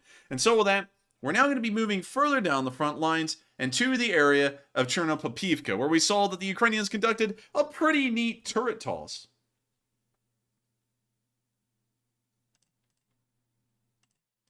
You see the Russian tank smoldering right there. And now going up into a ball of fire, and the turret has gone flying. That was a massive explosion for that. That was. Let's watch that one more time. Paul Nielsen said, LOL, dank. I agree. There's the explosion. There goes the turret. It's literally doing cartwheels in the middle of the air. I would say for the cartwheels, it's 10 out of 10. 10 out of 10, I would have to agree. The height wasn't really there, but it still did quite well. I don't know, but what about y'all? What do y'all think? 10 out of 10? I would have to go with a 10 out of 10 on that one. And so with that, that's the end of that little clip. And also, once again, Michael Bay is throbbing at the mouth and wanting to get himself a little bit of that pyrotechnic action. We're now going to be moving down past the area of Kreminna, because while we did get a little bit of news somewhere in that direction, we didn't get a load of it to suggest that large changes were happening on the front lines, but it does look like the Ukrainians are still inflicting casualties on the Russians like normal. With that, we're now going to be moving down to the village of Bilo-Orivka, where we saw that the Ukrainians dropped another drone bomblet onto the Russians. When you see the bomblet on its way, and explodes right in front of them. And before I play the rest of this video, I cannot, so it's a little bit of a short one, but if you would like to see it, I'll tell y'all real quick how y'all can. Let me go click on my stream real quick over here.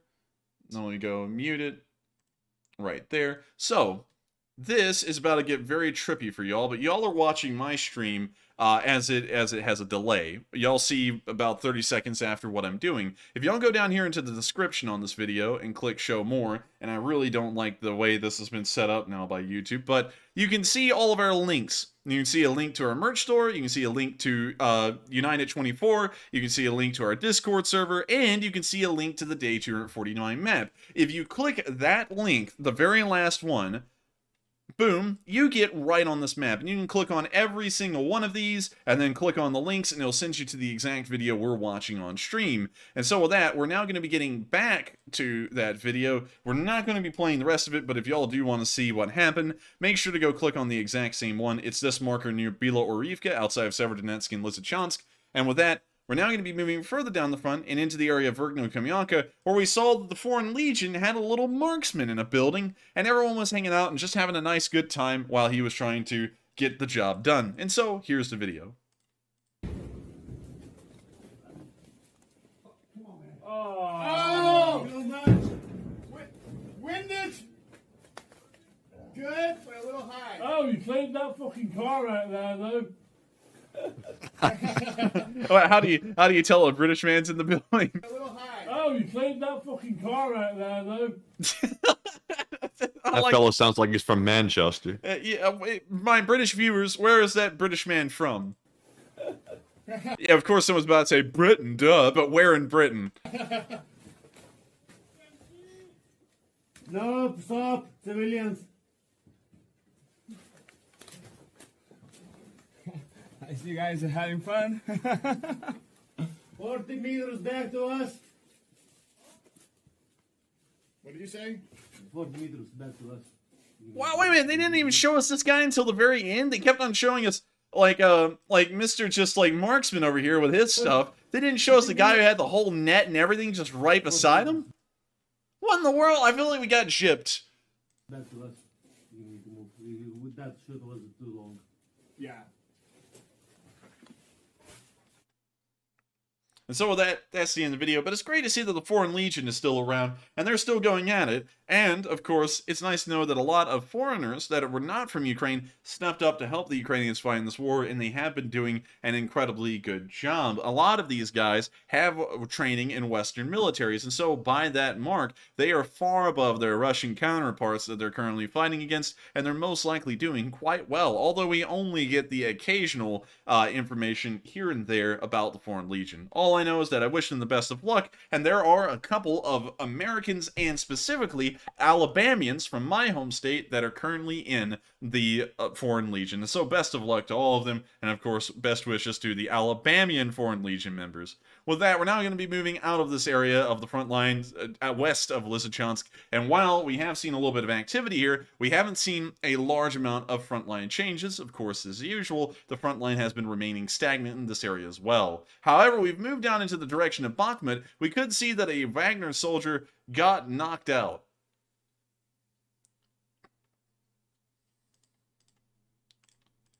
And this video is sideways, so you're going to have to tilt your head here with me for a little bit. But we can see that it looks like a little Wagner soldier may have gotten knocked out inside of his vehicle by an ATGM. With that, it looks like the video is now looping. And it is. So I guess you could say it's a looper. But with that, it's nice to see that the Wagner group was knocked out again, and that the Ukrainians always just pretty much used them as target practice. It's very interesting to see that the Russians claim that the Wagner group was one of the best mercenary groups in the world, yet it looks like the Ukrainians turn them into a living joke every single day. I think after this war, considering how much they've turned themselves into a joke and a good laugh, you may see the Wagner group at children's parties trying to do things with little long balloons, like turning them into dogs and stuff, because that's about the only thing that they got left going for them. With that, we're now going to be moving out of that area of the front line and into the Donetsk region near Avdiivka, where we saw that a prisoner of war told a sob story, in a way, a sad story to a Ukrainian soldier. And so with that, here's the video, and let me see if I can get y'all some translations on this, or if there are any. And so... Это тебе так кажется. Ты ремонтировал технику, сука, которая убивала нас, блядь. Не хотел. Не хотел. Не хотел бы, не приехал, сука. Меня отправили. Отправили, блядь. Лучше в тюрьме отсидел бы, блядь. Честнее бы было. Мама больная. А теперь и мама не переживет, блядь. Вы сказали, не убьете. Пожалуйста. Нахуй ты вообще сюда приехал, с Алтайского края, блядь. Меня военкомат прислал. Прислал, блядь. А съебаться не было. Кишка тонка. Убежать? Конечно. Поймали бы. Они заходят и сразу забирают. Даже вещи не дают взять. Здесь бы перешел на нашу сторону, блядь. Да как? Так, молча, Тут ножками, еще, блядь. Тут еще хуже. Не было б хуже. Ваших знаешь, сколько уже перешло, блядь? Нам не говорят, я не Вот знаю. именно, не говорят, блядь. Я не знаю, нам не говорят об этом. Вот то, что хуёво, блядь. Потому что вы стадо баранов, блядь. Как зовут? Сергей. А, еще и тезка. Фамилия? Рыбель. Как? Рыбель. Рыбель? Да. Еврей? Нет. Жалко. А то я еврей. И фашист, представляешь? Кто фашист? Я? Не издевайтесь, пожалуйста. Ну, вы же считаете, что у нас все фашисты. Нет, я не считаю. И евреи у нас фашисты, блядь. Нет. Нет. Издевайтесь, пожалуйста. Ебало завали, блядь, и лежи спокойно. Понял. That's the end of the video, but we can see here that the Ukrainians have taken another prisoner of war, and it appears that this guy is having a breakdown right here as he's been captured. It appears that the Ukrainians are just interrogating him about his name, his unit, where he was from, and such things like that. But if we do have any translators, make sure to give a summary to everyone in the live chat of what that guy was saying to the Ukrainian soldier. But moving on further down the front line in the Donetsk region, we did see in the Marinka area a little bit of a HIMARS sighting, as we saw HIMARS missiles soaring into the sky, most likely to hit targets well behind the lines.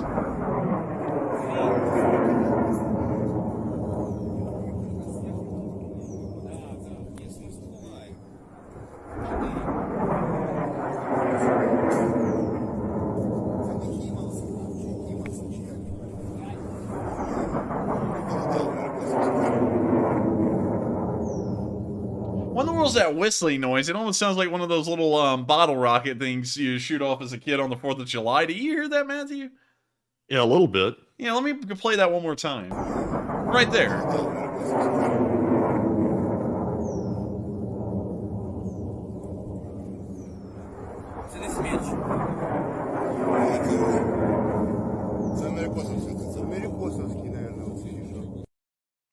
And with that, that's the end of that video. But once again, really nice to see that the HIMARS is continuing to wreak havoc on Russian forces behind the lines. And hopefully, here in the near future, we'll see some videos of these things reaching their marks and destroying Russian supply depots and communication centers that have been used to keep the Russian lines alive so far, although barely. While we have gotten these two bits of news from the Donetsk region, once again, it appears to be a stalemate, and we have not seen any frontline movements here for literally the entirety of the war. Moving on out into the southern front, however, we did get one bit of news, just one, for this very inactive and somewhat quiet area at the front. And we saw that the Ukrainians used the Excalibur, the Sword of Kings, to destroy a Russian 2S1 or SPG. And so, here's the video. When you see the 2S1 right there taking a little bit of a drive, pulling off into a field, kicking up a little bit of smoke, getting in a tree line, and then promptly expiring. Right there.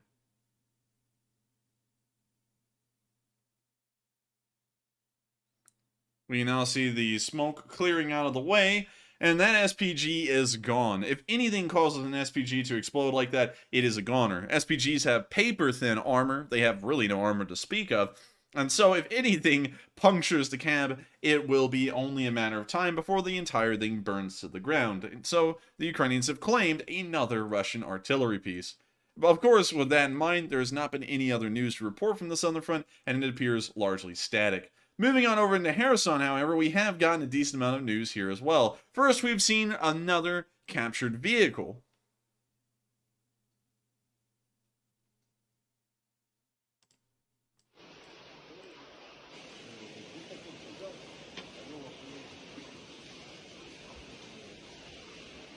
And it's an MTLB.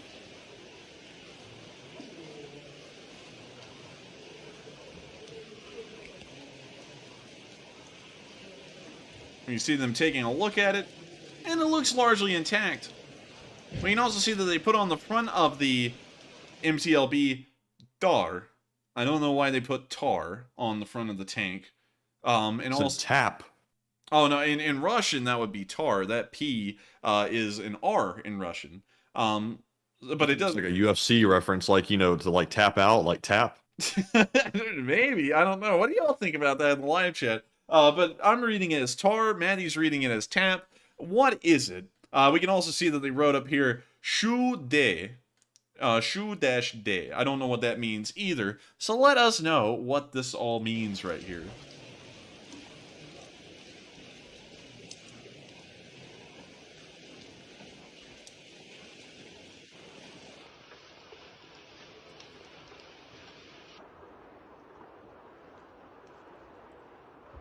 You see them looking around the rest of what appears to be a farm shed.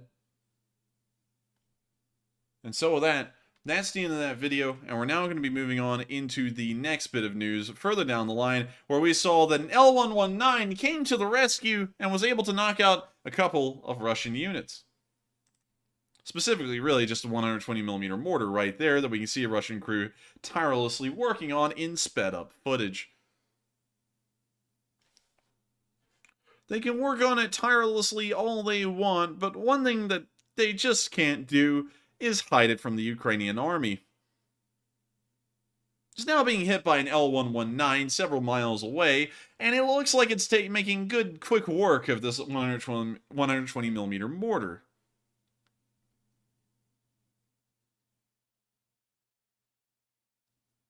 And now we can see that the mortar is gone. The base plate's still there, but the mortar is nowhere to be found.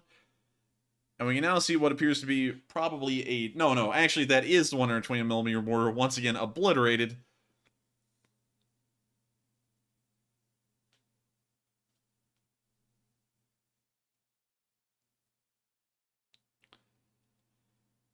And with that, that is the end of the video, and it's really nice to see that the Ukrainians are still destroying Russian equipment, and of course this time with the venerable yet smaller L119, which was British made and provided. Moving on further down the line and into the area of Chiklovy, we saw that a Mastiff finally proved its worth. We haven't seen a lot of Mastiffs ever get hit or explode, wherever they may be, so real quick, we're going to try and get to this on Twitter, so give me just a second, everyone. Twitter. I think it just changed hands to somebody else. It did, actually. I'm happy you do know, Matthew. It's been quite a thing that a lot of people are talking about these days, but here we go. Here's the Mastiff blowing to pieces. Oh, well, well, real quick, I'm saying that in a happy way, and let me provide context to that because it sounded a little bit odd. I'm saying it in a happy way because y'all are about to see that the Mastiff explodes because of a mine hitting it, and everyone survives just fine. And this is why Mastiffs are good. So here's the video. Давай, брат! We hear them firing the music gun.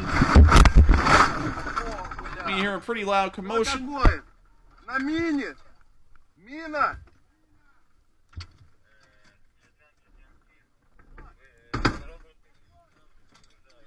Выпаковываем!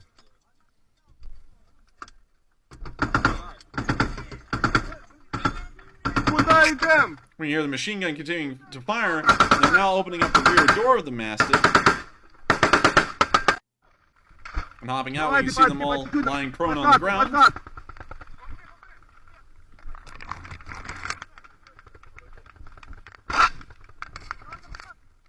Нельзя в эти машины.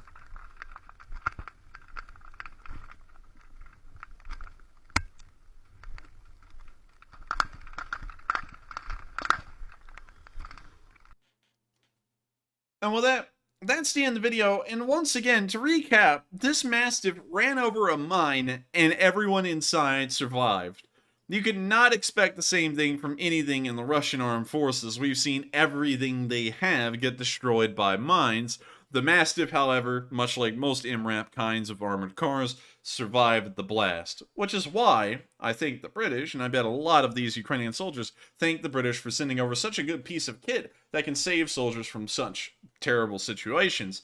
Moving further on down the front line towards Oleksandrivka, we saw the Georgian volunteers get in a firefight today.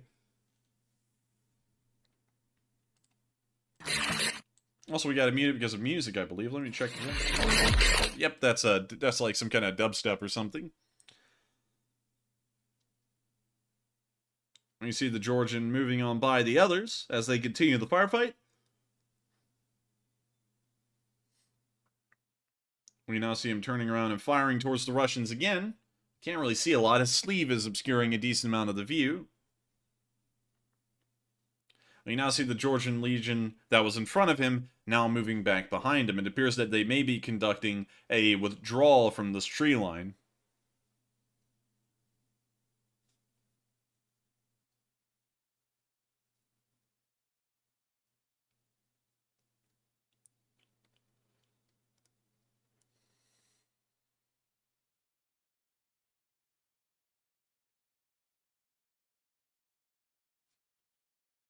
We now see that he's gotten into a trench. He's continuing to fire at the Russians.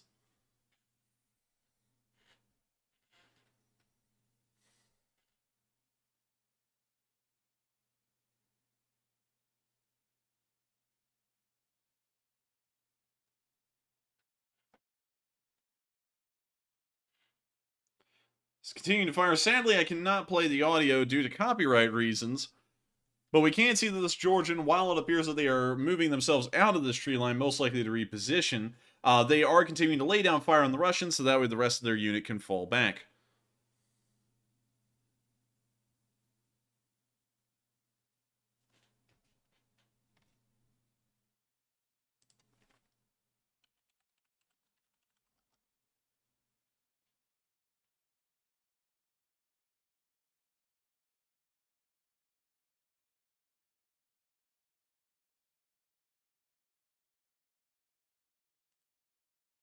And with that, that's the end of the video, and it's very interesting. You see that the Georgian Legion is continuing on the fight and making sure to make the Russians pay, although it appears that they are withdrawing to go to another tree line. However, in this area, we do know that the Ukrainians have been putting on some pressure on the Russians and have taken a decent swath of ground, and they are alluding to another counterattack coming soon. With that, we're now going to be moving to the outside of Kherson, and if we look at this area that I'm looking at in Kherson on Google, I guess you could say Google Maps on satellite view, you can see an airport. This is the Chernobivka airport. The Russians have been using this for a supply line for quite some while, and it's also been destroyed several times for quite some while. The Ukrainians have consistently hit the Russians at this airport, but for some reason, the Russians never learned, and each time their forces were destroyed on this airport, they would rebuild the supply hub and do it all over again. However, for the first time in this war, we saw a picture come out that Chernobivka has been abandoned. We can see that the Ukrainians, of course, have committed some damage to the airfield. We can see here in these two comparisons that these, suffice it to say, scuff marks here at the top of the airfield didn't really exist before. And you can see a decent amount of damage caused to the rest of the airfield that was not there before either. But one thing you can see that is not there anymore at all is Russian forces. They are completely gone. And with them, they are taking as much of the supplies as possible, which is a very small amount, and trying to cross over the Dnieper River to try and rephase a new defensive over there. The withdrawal is occurring. It's not occurring in a day, it's not occurring in 2 days, but it is happening, and we continue to see checkpoints abandoned across all of Kherson, and now we can see that one of their major supply hubs, the Chernobivka airport, has now been completely abandoned as well, showing us that it may only be a matter of time before Kherson is Ukrainian again. With that, we're now going to be moving out of the Kherson news and on into the open sea, where we saw that a Ukrainian landing ship was firing off unguided rockets like an MLRS, which was pretty bizarre. We've never seen this before. And so with that, here's the video.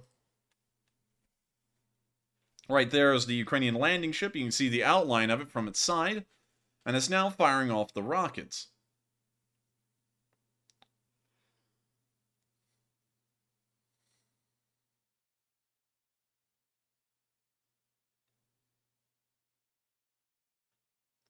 We see the thermal camera looking around a little bit more and watching those rockets go flying off into the sky. And with that, that's the end of the video. But once again, very interesting to see and a very rare look at pretty much a rocket ship, a rocket gunboat in Ukraine. We've never seen that before. I don't think we'll ever see it again, but a very rare and interesting look at what the Ukrainian Navy really does. And so with that, before we move on to the speech from President Zelensky, I would like to share with you all some very large news and some quite tragic news that just occurred in South Korea while we were covering the stream. Halloween is celebrated across almost the entirety of the world, and with it comes massive amounts of people and large crowds celebrating it all together, dressing up in costumes and doing other things. Apparently, in the capital city of Seoul in South Korea, a massive human wave, a massive surge occurred, and 151 people were trampled to death. This just came out 20 minutes ago. I wanted to make sure to cover it because that is large news. A human crush like this very rarely occurs, and when they do, they never result in deaths like these. And from what I know, this may be one of the deadliest human surges to have happened in quite some time, especially in recent history. And so with that, I hope that addresses that news fairly quickly. If you would like to pull it up, sadly, we don't have any footage or pictures to cover about that specific incident, so we don't have a lot to cover on it on this channel, but you can pull it up on Google and find a decent amount of information about it that just came out about 20 minutes ago. With that, we're now going to be moving to Kyiv on something a bit of a low note, moving on from that to the speech from President Zelensky here on day 249 of the war in Ukraine. And so without further ado, here is the speech from President Volodymyr Zelensky. Бажаю здоров'я, шановні українці. Сьогодні нам вдалося повернути з російського полону ще 52 людини, 50 наших оборонців, 2 цивільних. Серед них бійці Нацгвардії, військово-морських сил, прикордонники, тероборонівці. Андрій Альбов, начальник хірургічного відділення військового шпиталю Маріуполя, він був евакуйований з Азовсталі. Василь Чаленка, доброволець, тероборонівець і командир відділення розвідувального взводу. Є серед цих ще 52 і моряк зі Зміїного, а також нацгвардієць, який був захоплений в полон при захисті Чорнобильської атомної станції, і пенсіонер Служби безпеки, якого окупанти забрали у полон в Бучі. Ми пам'ятаємо про всіх, хто утримується в полоні Росії і на окупованій території, і зробимо все, щоб повернути кожного і кожну. Наша команда, яка займається обмінами, працює постійно. Це Буданов, це Єрмак, Усов, Лубінець та інші, хто допомагає. Загалом, за час від березня вже звільнено з російського полону 1031 людину. Дякую всій команді за цей результат. Хочу знову відзначити роботу наших енергетиків, ремонтників, обласних адміністрацій, усіх, хто щодобово працює для повернення нормальної технічної можливості постачання електрики після російських терористичних ударів. Сьогодні вже суттєво менше стабілізаційних та аварійних відключень, на порядок менше, але ще є така необхідність, і в окремих містах та районах обмеження ще можливі. Зокрема, це Кіровоградська область, деякі інші регіони. Робимо все, щоб відключення електрики стали максимально передбачувальними і щоб люди могли планувати свій день. Окремо дякую тим, хто працював, хто працює, щоб повернути енергопостачання місту Умань та Уманському району Черкаської області. Там дійсно була важка ситуація після одного з російських ударів. Станом на зараз вдається повернути технічну можливість постачання. Так само і на Київщині. Ситуація була критичною, але зараз виправляємо потрохи. Хочу підкреслити, повернення саме технічної можливості постачання ще не означає, що подоланий дефіцит енергії в системі. Російський терор продовжується, він дуже цинічний, іноді повторні удари свідомо наносяться тоді, коли починається ремонт, коли триває відновлення. На жаль, маємо загиблих у ремонтних бригадах, в енергокомпаніях. Мої співчуття рідним. Тому, будь ласка, це стосується усіх українців. Дуже важливо свідомо ставитись до споживання електрики. Ця необхідність зберігається. Зараз усім нам треба зробити свій внесок у підтримання стабільності усієї енергосистеми. Протягом тижня від суботи до суботи збито більше 40 іранських ударних дронів, суттєва кількість російських ракет, 6 ударних вертольотів окупантів, кількість їхніх літаків. Такий результат – це сотні врятованих життів українців, десятки збережених об'єктів критичної інфраструктури. І за поданням військового командування я хочу сьогодні особливо відзначити Одеську та Херсонську зенітні ракетні бригади повітряних сил. Молодці хлопці. Дякую усім нашим захисникам неба, абсолютно усім зенітникам, льотчикам, мобільним вогневим групам, які виконують зараз одну з найважливіших стратегічних задач – рятують країну від повітряних ударів терористів.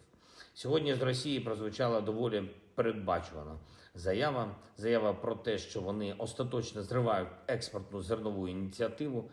Насправді це не сьогоднішнє їхнє рішення. Росія почала свідомо загострювати продовольчу кризу ще у вересні, тоді, коли заблокувала рух суден з нашим продовольством. Від вересня і по сьогодні у зерновому коридорі накопичувалося вже 176 суден, які не можуть пройти за своїм маршрутом. Деякі зерновози очікують вже понад 3 тижні. Це абсолютно свідома блокада Росії, це абсолютно прозорий намір Росії повернути загрозу масштабного голоду для Африки, для Азії. От буквально сьогодні більше 2 мільйонів тонн продовольства стоять в морі. Це означає, що для більш ніж 7 мільйонів споживачів реально погіршився доступ до продовольства. Алжир, Єгипет, Ємен, Бангладеш, В'єтнам, інші. Дуже різні країни з різних частин світу, але вони всі однаково можуть бути дестабілізовані через це російське рішення заблокувати експорт. Я підкреслюю, це рішення було ухвалено Росією, очевидно, у вересні. Тільки про це можна свідчити ця черга із суден з продовольством у морі. Важливо також, що мінімум двічі протягом часу дії зернової ініціативи Росія завдавала ударів по нашим військово-морським силам, якраз по тим силам, які гарантують безпеку зерновому коридору. Зараз потрібна жорстка міжнародна реакція як на рівні ООН, так і на інших рівнях, зокрема і на рівні Великої Двадцятки. Як Росія може бути серед інших в G20, якщо вона свідомо працює на голод на кількох континентах, це нонсенс. Росії не місце в двадцятці. Всі партнери бачать цю штучну чергу із суден, бачать, що робила Росія для зриву зернової ініціативи, бачать, що навіть судна із зерном, які законтрактовані в рамках продовольчої програми ООН для найбідніших країн, не отримують гарантовані можливості проходу морським маршрутом. Росія робить все, щоб мільйони африканців, мільйони мешканців Близького Сходу, Південної Азії опинились в умовах штучного голоду чи, як мінімум, жорсткої цінової кризи. Але чому це якась там купка осіб десь у Кремлі може це вирішувати? Чи буде їжа на столах у людей в Єгипті або в Бангладеші? Що це таке? Світ має силу, щоб захистити людей від цього. Україна була і може бути і надалі одним з гарантів глобальної продовольчої безпеки. Російський терор і шантаж мають програти. Людство має перемогти. Я дякую всім, хто бореться разом із нами за те, щоб повернути міжнародним відносинам мир і стабільність. Я дякую кожному і кожній, хто воює і працює заради України. Слава Україні!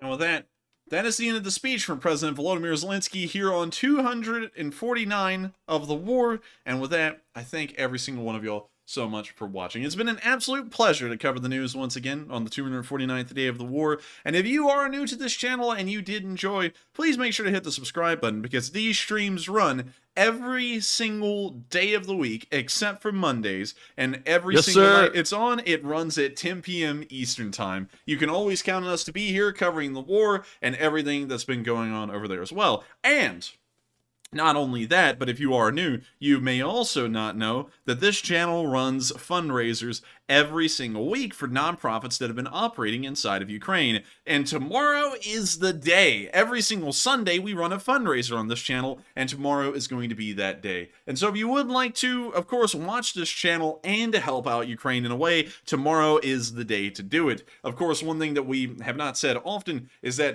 on every other day, except for Sunday, all the support, which is in Super Chats, supports this channel, helps us to keep alive and keep it running, so that way we can make it to the Sundays to run the fundraisers, and all of that goes to helping Ukraine. And so with that, it is now time to address our polls and also all of the remaining questions of the night. And it looks like we've got some really good polls, and actually one on the fundraiser. And so with that, what do we got, Matthew?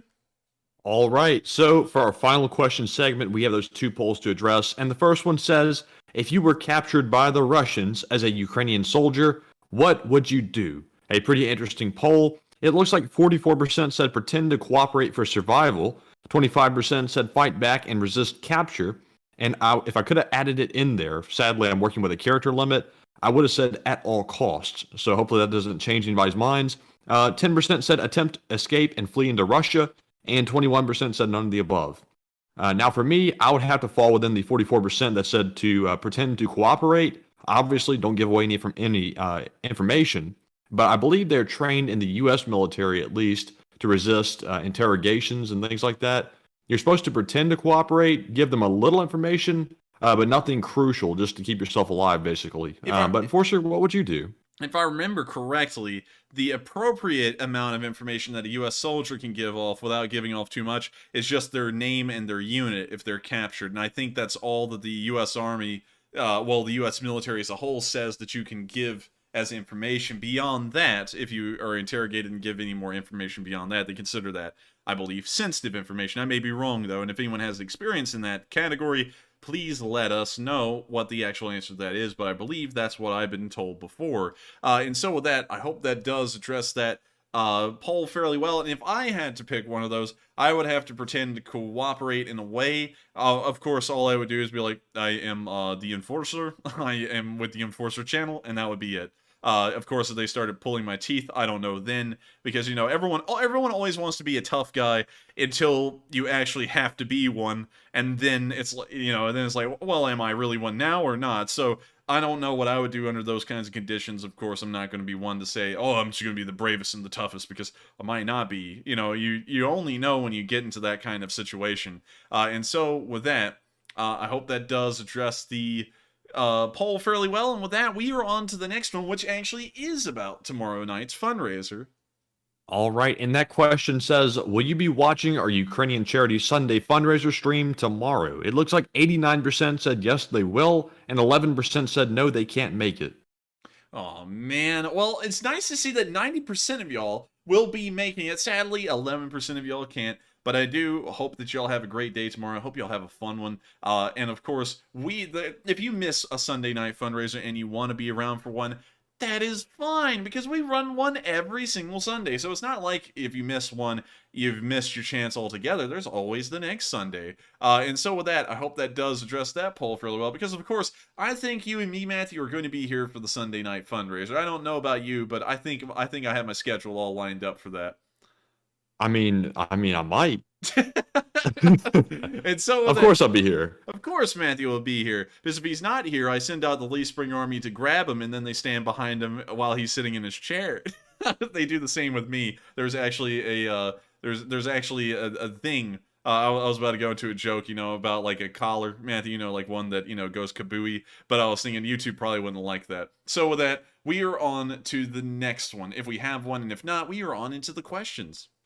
All right, so that was our last poll for the stream. So moving on into our super chats, we have a $50 donation from Justice Ryan, who says, Enforcer, can Ukraine push Russia back to the border without the heavy tanks, artillery, jets, and missiles they need? Or can they do it with the current armaments that they have?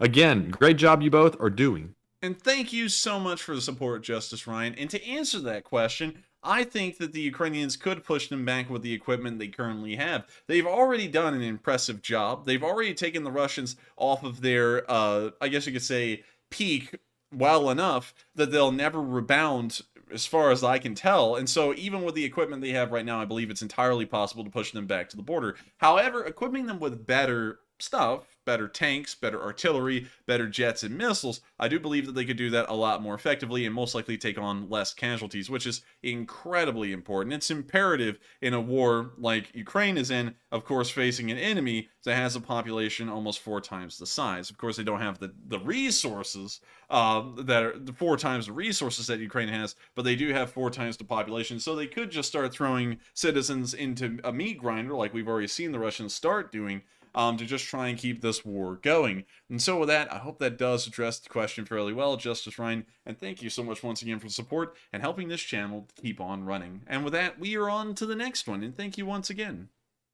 All right, and up next, we have a $20 super chat from Santiago Flores, who says, this war can escalate with Belarus attacking Ukraine and Poland get involved. The issue of Transnistria causing. And that was from Santiago Flores? Yes. I think you may have missed some of it, because I'm looking at it here, and was that a duplicate? Did that one just come in? Let's see. It looks like part of it was cut off when it got translated over to the spreadsheet. I'm going back to look at the real original version. So the original said, this war can escalate with Belarus attacking Ukraine and Poland get involved. The issue of Transnistria causing problems with Moldova, so Romania could be involved. Now the issues of grain ships, NATO has to be involved. And thank you for the support, Santiago. And I would have to say that Belarus will most likely not attack. Well, it most likely won't attack Ukraine, and I don't think Poland would get involved if they did, because that is a massive move for the Polish to take, and that could get them involved in a pretty lengthy war if, for example, for some reason America stops supporting Ukraine. And so that may be something that the Polish are weighing out, and also wars are not great for an economy. A lot of people, for some reason, think they are, but they never are good for an economy. They're always a bit of a drag, so they might decide to not get involved in the war for that reason. But at the same time, I might be wrong. The Polish have been gung-ho to support Ukraine, and also have been the one who said that the Article 5 should have been declared a long time ago, so that may be the case. And also, the issue with Transnistria is one I don't even really consider all too much, because for the Russians to be able to supply any of their forces or any of their pro-Russian forces in Transnistria in Moldova, they would have to fly in aircraft, because there's no way to get to it by road. Those aircraft would have to fly over Ukrainian airspace, and they would most likely get shot down before they entered Transnistria to help out those separatists. And so for that, while it would be a bit of a conflict, Moldova would be Transnistria would be on their own, and Moldova would be left to its own devices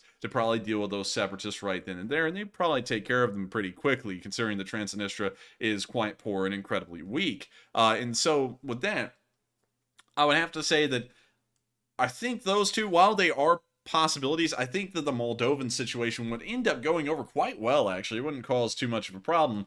However, the Polish-Belarusian one, that's a little bit of a hard nutshell to crack, because if Belarus did attack Ukraine, would Poland get involved? I feel like due to their diplomatic obligations and commitments with the West, they probably wouldn't, but at the same time, what if they just went rogue?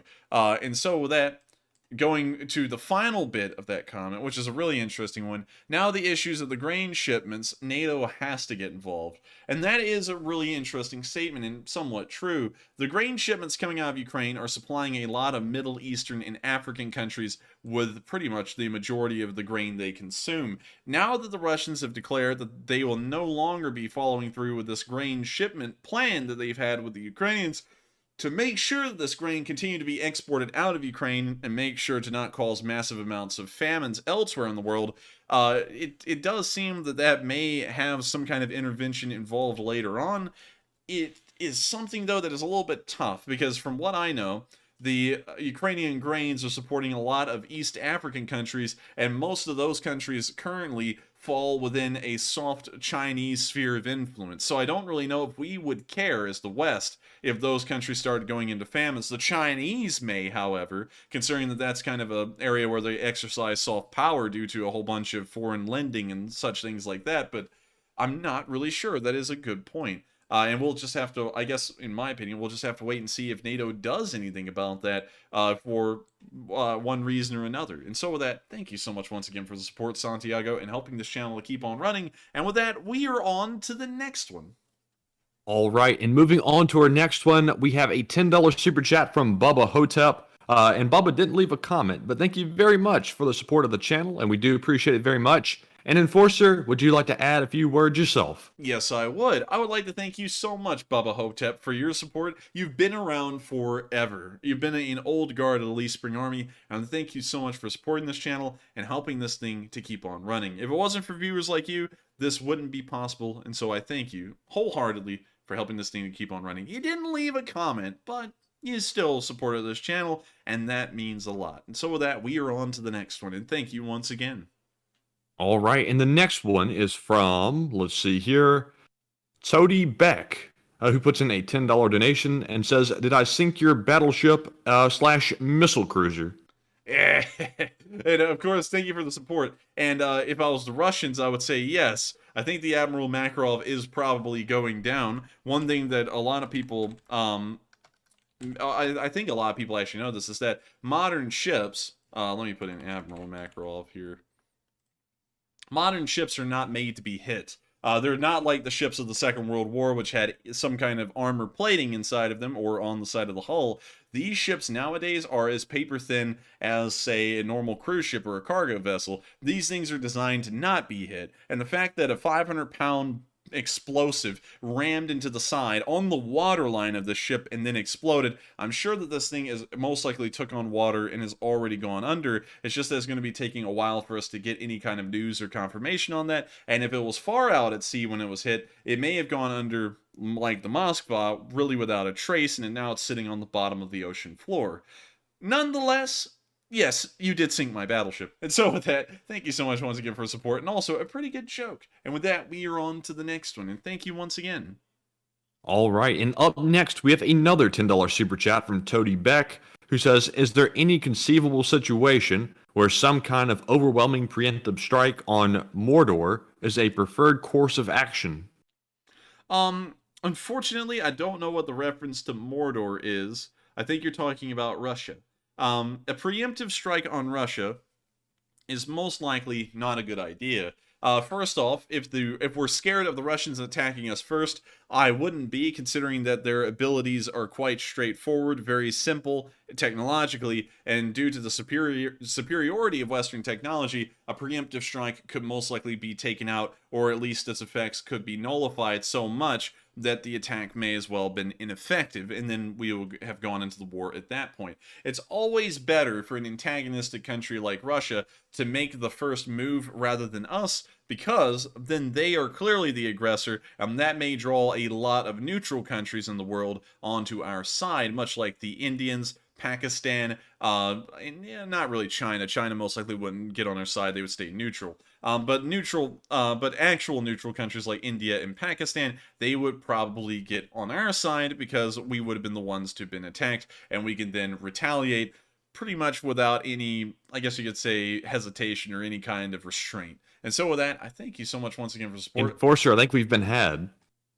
What do you mean? I think we've been had. What do you mean? I think Mordor's a Lord of the Rings reference. Oh, I don't think you know what being had means. Because being had is when we read off a name that was something like Ben Dover, or something. Why would you say that? well, it's not. It's not as bad as one of the other ones, but that's what being had is. I thought you were telling me that we had been had and like that, and I was like, what do you mean? Because I was like, I didn't catch on that at all. Well, not that kind of been had, but we have been had in a way. Well, I suppose so. And so with that, I thank you so much for the support. I hope that does address the comment fairly well. And with that, we are on to the next one. All right. And up next, we have a $10 super chat from Cakes Boo, who says, thanks for all you guys do, and LSA from Down Under. And thank you so much for the support and enjoying what we do. It does mean a lot. And one thing that I kind of find weird, and I've just kind of done over time, is that I accept compliments on this channel, but I don't really accept compliments. I don't really take compliments well, actually. Like, every time I hear someone say thanks, of course, I've made it because it used to get a lot of backlash. My normal response, I say thank you so much for enjoying the channel. But right now, I'm like, that is so weird, because that's not really, like, my inclination. Like, whenever anyone says you're doing great, you're doing a great job, my real inclination inside is to be like, nah, it's terrible. You know, like, when I used to say that, everyone would be like, no. And so I just eventually started saying, thank you so much. It means a lot. It does mean a lot. I love to know that people enjoy it. But still, I just don't take compliments for some reason. Like, well, you know, I'm like, you know, I always want to dismiss them. But still, thank you so much for the support, and thank you for enjoying this channel. While I don't take compliments well, they still do mean a lot, and I thank you so much for enjoying this channel and helping us to keep it running as well. And so with that, we are on to the next one, and thank you so much once again for the support.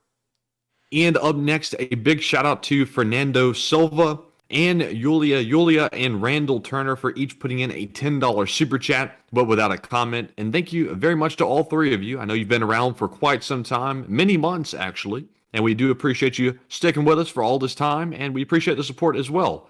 And Enforcer, as always, do you want to add a few words? Yes, I do. I would like to thank both of y'all so much for the support. It does help this channel to keep on running. Y'all didn't leave comments, but the support does mean a lot. It's the only way that we can keep this channel running, and without the Lee Spring Army supporting us, it wouldn't be possible. And so we owe everything. We owe this entire Ukraine war update stream to all of y'all who helped to support this channel and continue to watch us nightly. And so with that, I thank y'all so much once again for the support. And with that, we are on to the next one.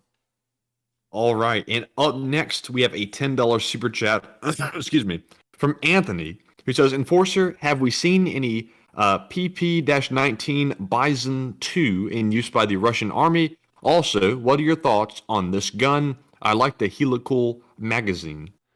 Let's see here. The bezel. Oh, I've seen this thing before. Honestly, not a big fan. It looks goofy. I don't really know how to explain it. I don't really know a lot about it. All I know is that I have seen this thing before. I'm not a big fan of it. When you see that it's on World of Guns Disassembly, and that right there, in its own right, looks terrible with how those bullets are stacked. Kind of looks like a clunker a little bit.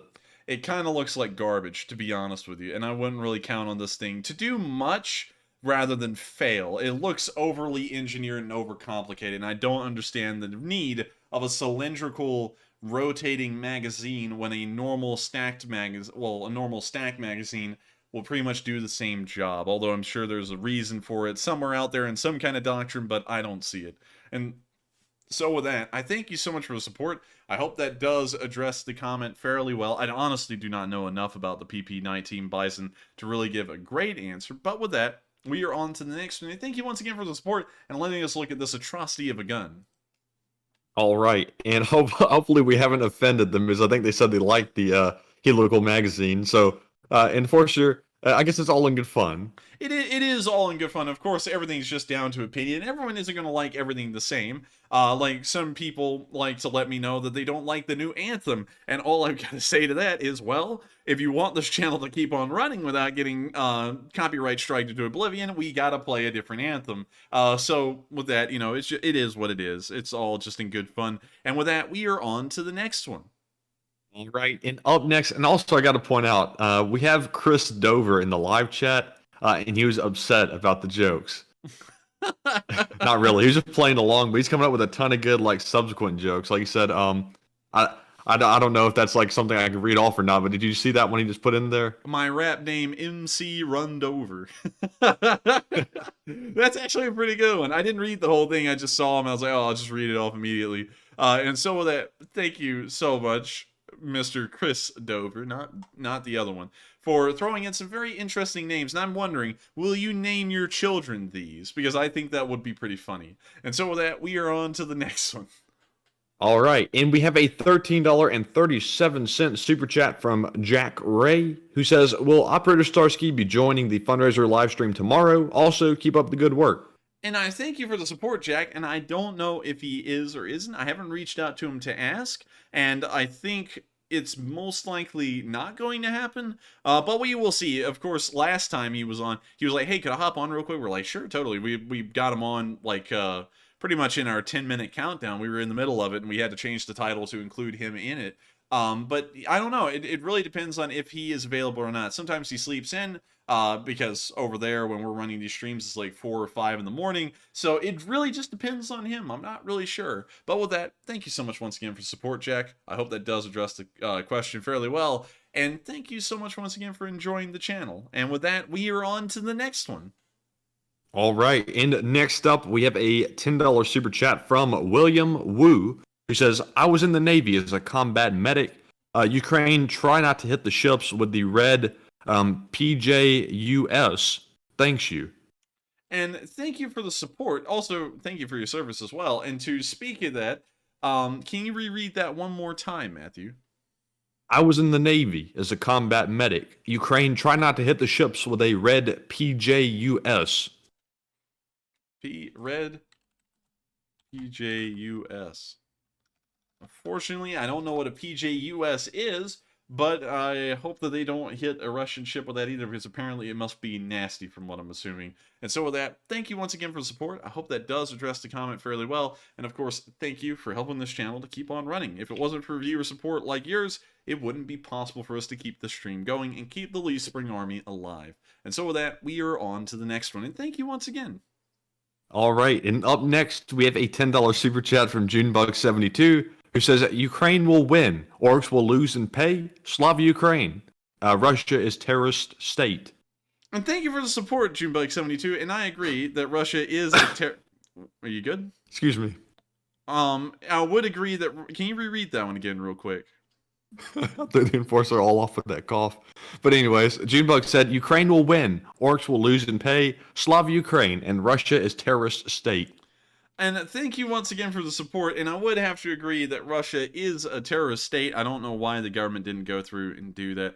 It's really stupid that they didn't. But anyways, moving on from that side note, it is good to hear that you continue to support our channel and of course support Russia, oh well, not Russia, Ukraine as well through the fundraisers. I'm sorry, Matthew's cough threw me off there and I'm trying, for some reason it really did, I don't know why, but I'm trying to get everything mentally back together. Thank you so much once again for the support, Junebug. You've been around forever helping this channel to keep on running, and I hope to see you tomorrow in the Sunday night fundraiser as well. And so with that, we are on to the next one, and thank you once again for the support. All right, and up next, we have a $10 super chat from Philip Fixes, who says, Leaf Springs, NO2, nitric acid drinks, a schism, and a neighbor that's an IDGIT, DDoS for weeks, trolls and claims, the cambots for freaks. Since day 17, you've kept me impressed. Slava Enforcers, Ukraine, and the West. And thank you so much for the support. And you pretty much named off everything that's ever happened on this channel. That's a lot to unpack. But I think Matthew called a schism a schism. I was like, huh? But with that, thank you so much once again for the support. I hope that does address the comment fairly well. And thank you so much for being here since day 17. That is a long time. That is around, at this point, 236 days?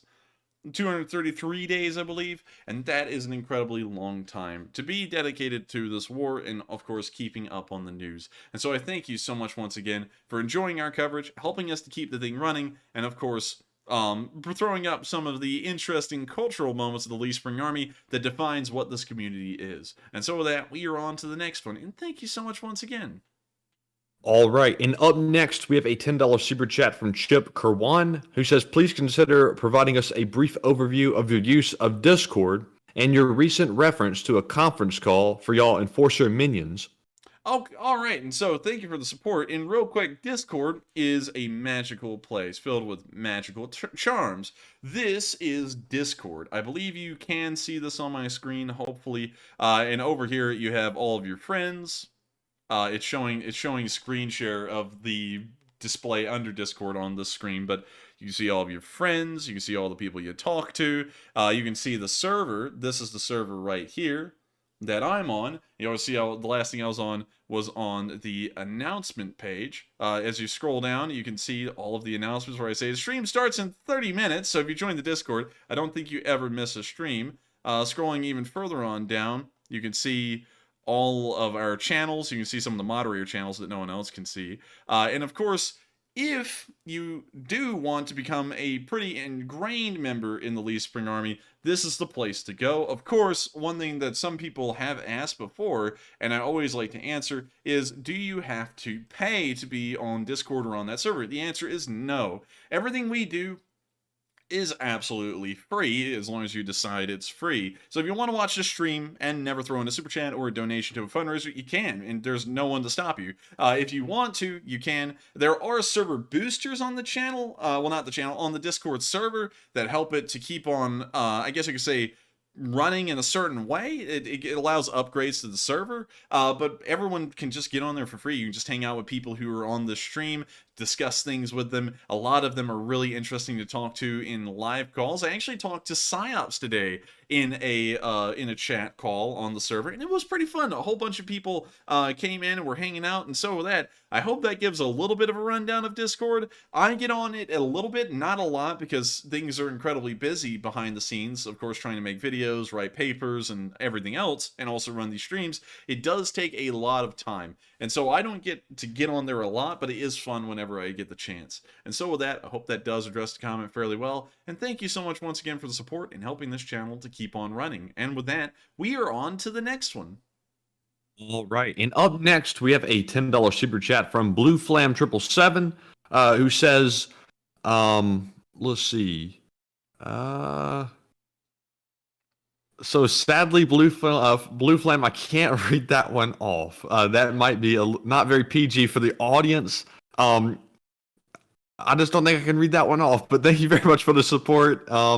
Enforcer, would you like to add a few words? Yes, I would. I would love to thank you so much for the support, Blue Flame 777. I do not know what's in that super chat that's being censored, but I do thank you so much once again for the support. You've been around forever helping this channel to keep on running, and if it was without viewers like you, this wouldn't have been possible to get this far. And so with that, thank you so much once again. I hope that does address the comment fairly well. And also, someone asked, Matthew, Talenthus said, is that a thing? Do you have to pay to join some Discords? LOL. Yes, sometimes you do. It's not something that's built into Discord, but sometimes you have to pay, like on a Patreon or something, to get a code to a Discord. And I find that to be a little bit, yeah, a little bit predatory. You know, it's not really predatory by the actual definition, but I don't like the fact that some people try and monetize everything. I feel like things should just be around for people to enjoy, and that's why we have the Discord the way it is. We don't make you get on Patreon and pay like $5 a month to get the code to then get on the Discord server. Also, in case y'all didn't know, some people do that. Like if y'all have ever heard of a guy who's pretty much been ousted like Ty Lopez as a scammer. I believe this guy is called Andrew Tate or something. He also would make people pay like $50 a month to be on a Discord server. So it does happen out there. And so with that, I hope that does answer that quick little question, and we are on to the next one. All right, and up next, we have a $10 super chat once more from Blue Flam 777, who says, let's see here. Let me read this one off real quick. A man on a corner in Moscow. The president is an idiot. The police say it is illegal to insult Putin. He says, no, I mean the Ukrainian president. The police say you can't fool us. Everyone knows who the idiot is. Ooh, oh man, that was a roast. That was a roast. That was a roast. That was brutal. That was a pretty good one. And I thank you for the support, Blue Flame 777. And also, that is really... that was actually a really genius one. I like that. It had a really good punchline. It had a good lead up to it. And so with that, thank you so much once again for support and throwing in a pretty good joke in that one. I liked it. And so real quick, we're going to be moving on to the next one. And while we do, I'm going to check something out real quick because I just saw something. Give me just a second, Matthew. Let's see. So... and I know y'all can't see this. This is on the second screen, but I just wanted to check something real quick. All right, and so with that, we are on to the next one. And thank you once again. All right. Is it something I should be concerned about? Nah, I was just having to check on something in the live chat real quick. Oh, okay. All right. Well, anyways, on to our next one. We have a $10 super chat from Yoder1985, who says, Enforcer, I enjoy and appreciate the interesting coverage you provide of the war. Keep up the great work, and based on visual evidence, the Kerch Bridge explosion definitely originated from below. And thank you for the support, and thank you for enjoying the channel. And that is something that I kind of could start leaning more in the direction of, is that considering we saw the destructive power of the kamikaze boats, it could have originated from below, but because it was below the bridge, and kind of to the side of it, it looks like the explosion came from the level, right on the side of the bridge. And that may have been something I may have misseen earlier before, and that may be the case that it was a kamikaze boat. Especially seeing what they did now. And so with that, thank you so much once again for support, and also throwing in a pretty good comment. Of course, it is food for thought, and it looks like a lot of people may be eating that food for thought. And so with that, we are on to the next one, and thank you so much once again for the support. All right, and up next, we have a $50 super chat from Eliza Kogel, something like that. But anyways, Eliza, hopefully we're not butchering your last name too bad, but thank you so much for the support and watching the channel, and we do appreciate you very much, and that is very generous of you. And Enforcer, take it away. And thank you for the support, Eliza Kugel. You didn't throw in a comment. Man, I always... you know, I always want to answer something or address something every time someone sends in support, because I feel like that's my way of thanking you for helping this channel to keep running, but there's no comment there, so sadly, oh man. But I will make sure to make a spiel about it, so that way you know I am thankful for your support. So with that in mind, I thank you for the support. You didn't throw in a comment, but the support does mean a lot to us. It helps us to keep this channel running, and it helps everything to keep running behind the scenes. And of course, if it was not for viewers like you, this stream wouldn't be possible. There are loads of people who have helped out this channel, and each and every one we always want to thank. That's why, in case you all always wonder, why do we address all of the super chats? Well, I think that if someone donates to this channel, well, not really donates, supports this channel, donates as a Sunday thing, supporting as a every other day of the week thing. If you support this channel, you are taking a conscious effort of saying, I don't have to watch ads. I don't have to pay for anything to watch this channel, but I still enjoy the channel enough that I support it. And I want these guys behind the scenes to keep the thing running. And so y'all send in support, and I find it to be just an honor to receive it, because y'all could do anything y'all wanted to. Y'all could get a tank of gas with that. Y'all could go out and eat dinner. Instead, y'all have decided to support this channel, and that's why we go through and we address each and every super chat that's ever sent in, because I feel like I owe it to y'all, at least, since y'all have taken the time to support us and help us out, to at least recognize you and give you a personal thanks for helping the thing to keep on running. And so with that, I hope we were able to address that one fairly well, Eliza, and thank you so much once again for the support. It helps this channel to keep on rolling, and without viewers like you, it really wouldn't be possible. And so with that, we are on to the next one, and thank you so much once again. All right, and up next, we have a $10 super chat from Rob Bertram, who says, Enforcer Matt, can I get a yeah? And it sounds like you did, like right on the spot. It's with that, thank you so much for the support, Rob Bertram, and I hope you enjoyed that nice little yee-haw. And with that, we are on to the next one, and thank you so much once again for helping this channel to keep running. And yes, I appreciate you, Rob. That gave me a perfect excuse to do a yeehaw. So thank you once again for the support. And up next, we have a $10 super chat from Terrace Kulik. Sorry, Terrace. I know I'm saying it wrong. But Terrace says, thank you, Enforcer and Enforcer Matt. You guys are the highlight of my day, and keep up the good work.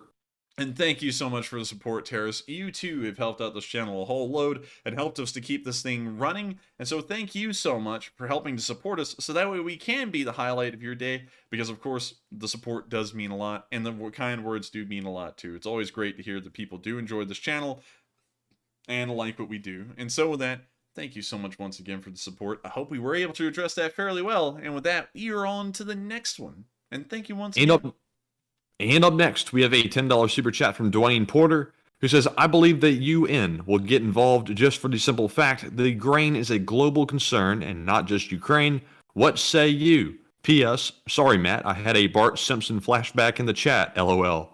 I'm not sure what you're talking about, Dwayne, but it sounds funny. And thank you for the support, Dwayne. And to answer that, the UN would probably get involved if it wasn't for Russia being on the Security Council. That means that if the UN did want to take direct action against Russia for what they've done there, the Security Council, the 5 permanent members there, would have to convene and decide that the action to take. And then everyone on the council could go, we need to go and sanction the Russians, or we need to go and open up that grain trade. And then the Russians go, no, I veto that. And then they're stuck at square one, because as long as one member of the Security Council vetoes something, it cannot happen. And so if everyone is not on board, including the Russians, on following through with that kind of action, there is nothing that they can do. And so with that, I hope that does address that comment fairly well. It is true that the UN would be the one to step in if it wasn't for the Security Council and Russia being a permanent member of it. And so with that, thank you so much once again for the support. I hope that did address the comment fairly well. And with that, we are on to the next one. And thank you once again. And up next, we have a $10 super chat from Smart Lucker, who says, the Russians called the drone attack in Sevastopol a terrorist act because it terrorizes them. I'm surprised you didn't get the hint that Russia is terrified of Ukraine. Poland money. And thank you for the support. And also, that's a pretty good joke. But one thing in all seriousness, though, is that it's outrageous for the Russians to call an attack on their armed forces a terrorist attack, considering that it's being done with conventional means. And, and I know it was a joke, of course, but still, to reiterate the serious side of things, that is outrageous, because when the Ukrainians say that there has been an act of terror on them, it's because civilians were killed. For the Russians, they call an act of terror destroying their army or their navy, because it's just that incompetent. But still, I do get the joke, and I thank you so much once again for throwing in a good little bit of humor. And I would have to agree with you, as far as the joke goes, the Russians are deathly afraid. I hope you see what I did there, of the Ukrainians. And so with that, thank you so much once again for the support in helping this channel to keep on running, and also throwing in a good joke. And with that, we are on to the next one. All right, and up next, we have a $7 super chat from Putin will hang in the middle of the Kremlin. He says, how ironic the invading war criminals are calling those brave defenders terrorists. Where have I heard that before? Where have you heard that before? Well, a lot of places, historically. And of course, I thank you for the support, and I would have to say, it's stupid. It's stupid to have something happen to your military in a war and then call it an act of terror. In case if you didn't know, Matthew, that little raid on Sevastopol with the kamikaze drones, the kamikaze boats, was quite an interesting little feat, but the British pulled something similar, and I said this a little bit earlier on stream, but I didn't go into the rabbit hole, on a harbor in Russia that we visited before called Kronstadt, right here. And so, I'll actually run through this little interesting story because it's actually crazier than what happened at the Sevastopol harbor. The Kronstadt raid was conducted by the Royal Navy with some motorboats. We can also see an aerial picture of Kronstadt harbor right here, and look at that. And look at this, and it's literally not changed. The only thing that's changed is the emplacements, and the batteries that were once on these mounts are now gone. You don't see them here anymore, but still, the Royal Navy got some motorboats, probably about the same size, just a little bit larger, really, than the kamikaze boats we saw in Sevastopol. Ran them in to the harbor. You can see one of the ones that the British used here. Ran them into the harbor, fired off some torpedoes, and at the end of it, they damaged a battleship, and they also sunk a submarine, well, a submarine depot ship. And so it was actually very interesting to see almost the same kind of damage here at the Kronstadt raid done by actual men on torpedo boats that the Ukrainians seem to have been able to pull off during the Sevastopol raid. Interesting. Yeah, pretty interesting. And so with that, we are, well, real quick. Oh, that's just a picture of a British aircraft falling over the side of a ship called the Vindictive. Is that, I don't think they had aircraft carriers at that point, did they? Let me, Vindictive British ship. The HMS Vindictive, oh my lord. Wow, the British had an aircraft carrier in 1918. Insane. Is that cannot, first aircraft carrier in the world. The HMS Argus. Interesting. So it was not the Vindictive. But still, it looks like the British were the first in the world to have purpose-built aircraft carriers. This does look like a refitted light cruiser, though, but still, that's still impressive. Anyways, with that, getting out of that rabbit hole, because that was something interesting to see, I hope that does address the comment fairly well, and I thank you so much once again for the support and helping this channel to keep on running. And so with that, we are on to the next one, and thank you once again. All right, and up next, we have a $7 super chat from Justice, who says, thank you for the great news tonight, and Slava Ukraine. And thank you so much for enjoying the news tonight, and also Slava Ukraini. That came out really bad. Slava Ukraini. It helps this channel to keep on running, and without you, it would not be possible. And so with that, we are on to the next one, and thank you so much once again for the support and helping us to stay alive, literally. And with that, we are on to the next one. And moving right along, we have a $7 super chat from John Mark Pagan Owl, who says, did you notice that the suicide boat had a square at back looking like a satellite dish made in the U.S. and donated by us and owner of SpaceX? I didn't get that from the kamikaze boat. Let me go and get that picture back again. So going Look at that old janky boat up there at the top. Yeah, these things are apparently Japanese, and of course they were. Oh, huh, in Alabama. In Alabama. Oh, what? Here it is. There it is, right there.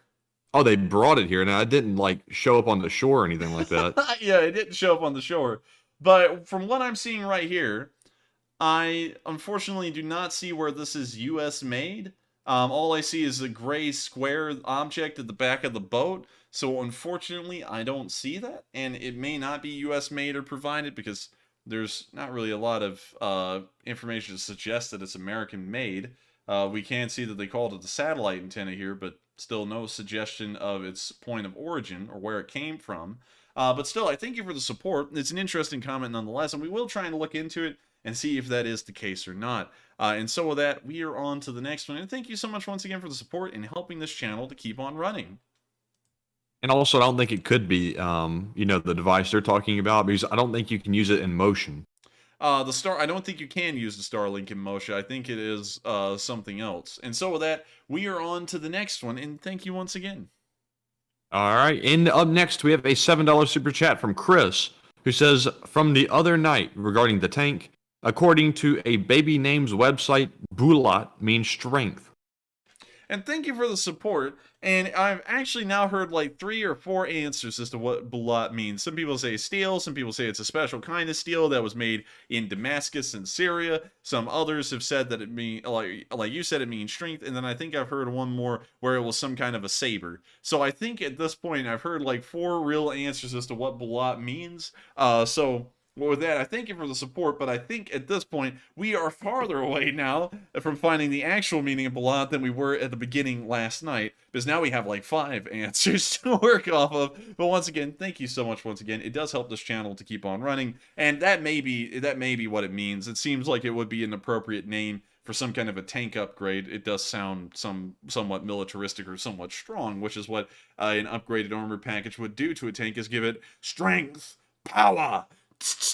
And so with that, we are on to the next one. Thank you once again. All right. And up next, we have a $7 super chat from Daryl Miller, who says, nice tactical questioning. Questioning as close to capture as possible while still in shock. Starting with simple questions and trying to obtain additional information.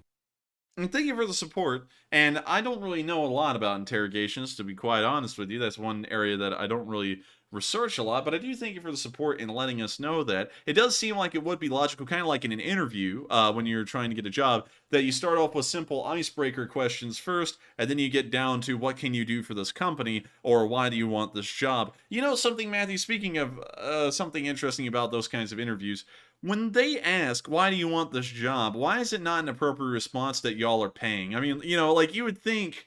Is that not appropriate to say? I mean, because they say, why do you want this job? And, it always seems like you cannot say, because y'all are hiring. It's like you can't say something like that. It's always got to be something like, well, I love your company. I believe in your company values oh so much. I would literally die for Mr. George. Or something I've said the inappropriate answer. I've gotten hired multiple times.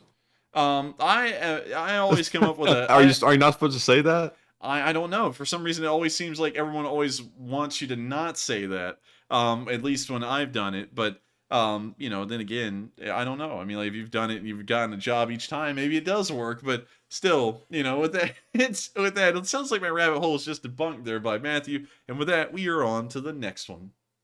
All right. And up next, we have a $7 super chat from Carniv Talonhawk, who says, from this old Aussie... Raj, the Ridgeback Cross and Claudette, the small but feisty cat. Can we get an LSA and a moment of silence for the fallen? Slava Ukraine.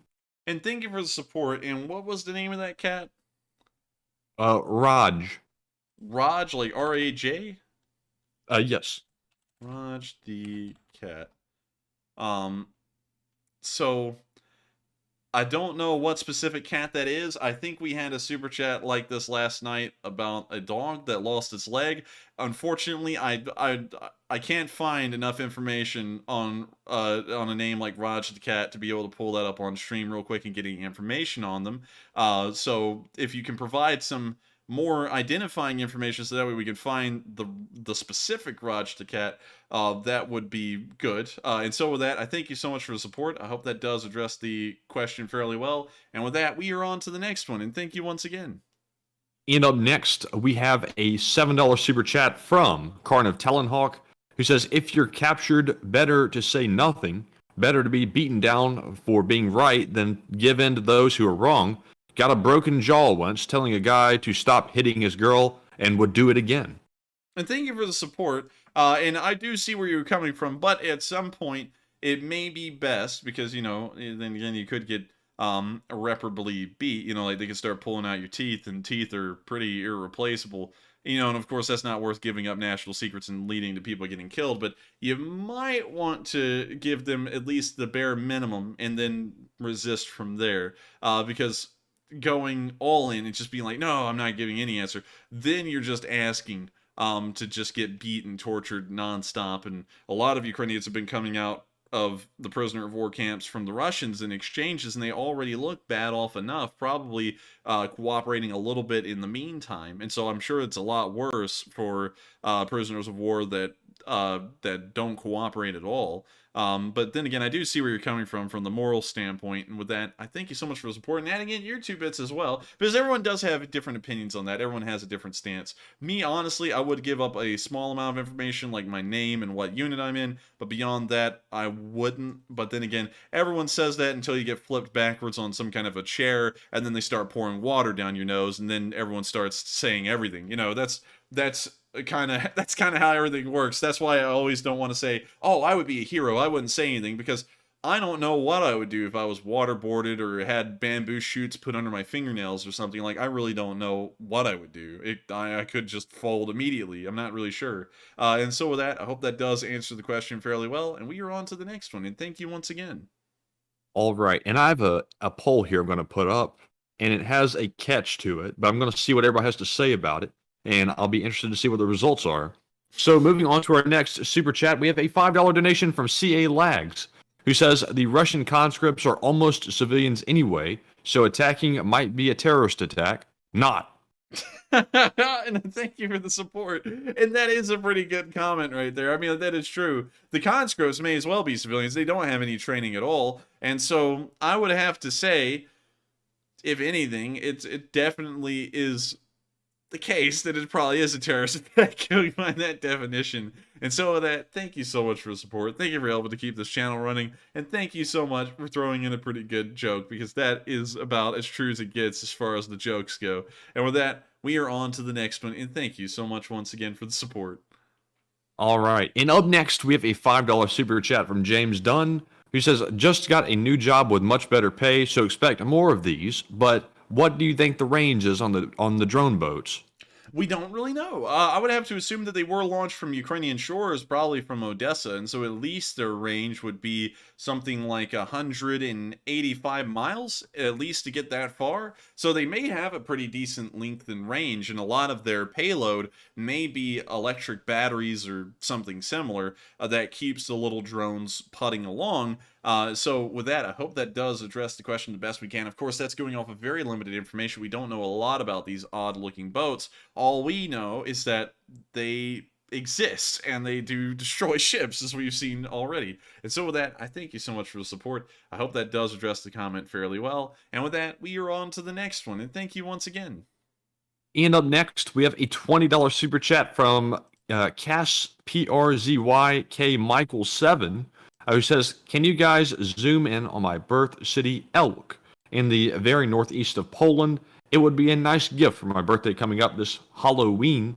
And thanks. And also, happy early birthday to you. Also, happy early birthday to you. And you wouldn't believe it, but I was actually looking at Elk, or I think that's how it's pronounced, hopefully, just a little while ago. I think that there is, well, I won't give that away because that'll spoil my thing. But anyways, let's take a look at the town. Oh, wow, it's actually really nice. Look at that. Like, wow, it's got, like, nice mowed grass. Like, all the buildings look clean. It honestly kind of looks like the Netherlands. They also got very wide and very nice sidewalks. Like, this is pretty nice, actually. Like one thing, and this is why I'm kind of, like, impressed with this, because to some, this may look just a little bit above average, but this is really impressive considering that Poland was a communist country, a communist puppet state in the Eastern Bloc for decades, and to see that a town looks like this, it's really impressive with that being the context. Let's drop down in another spot. Wow, it's actually quite clean. It's surprisingly very nice. I like this. Neat. This kind of reminds me of a building in like Nijmegen in the Netherlands. But let's go one more place. Since it is your birthday, we're gonna go in 3 spots. We're gonna check out the whole town. Let's check out this street with the industrial buildings on it. Even this doesn't look that bad. Look, they got these nice little pavers for the parking spaces. Well, that's quite nice. Yeah, that's quite nice. And so with that, I thank you so much once again for the support. It does help us out a lot. I believe Michael7.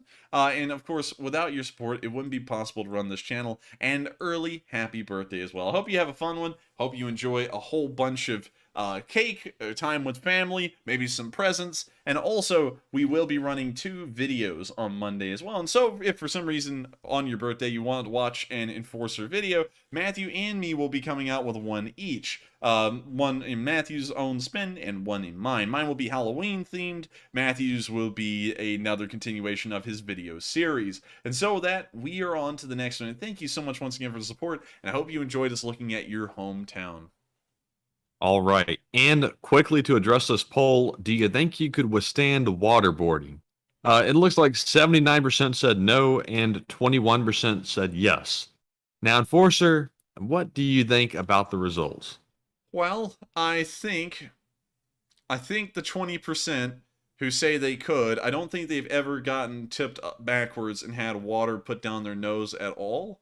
Because they probably never witnessed it either. Yes, it's very bad to look at, even if you're looking at it, and it's very bad to endure it as well. And I think that 20% ought to be waterboarded, not for the reason that they voted like that, but I think y'all, that sounded really wrong. So let me give the context to that. I think y'all should experience it, because just a few seconds of it is usually enough to make most people tap out, and they're like, no, I don't want to, no, I can't do that again. I can't do that anymore. I give up. What do you want? I'll tell you everything.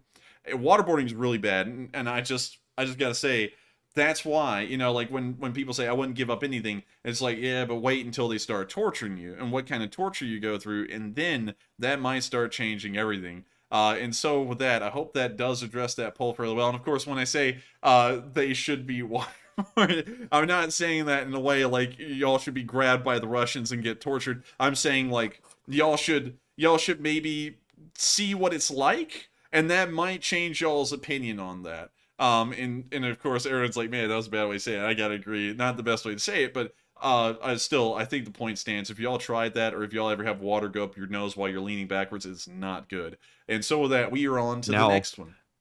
Now, we do actually have a family member that got waterboarded as a part of training. He said it was horrific.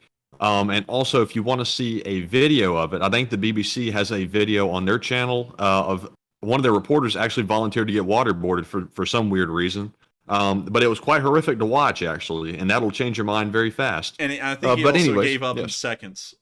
Yes, he did, and he started screaming and coughing, and it was horrific, really.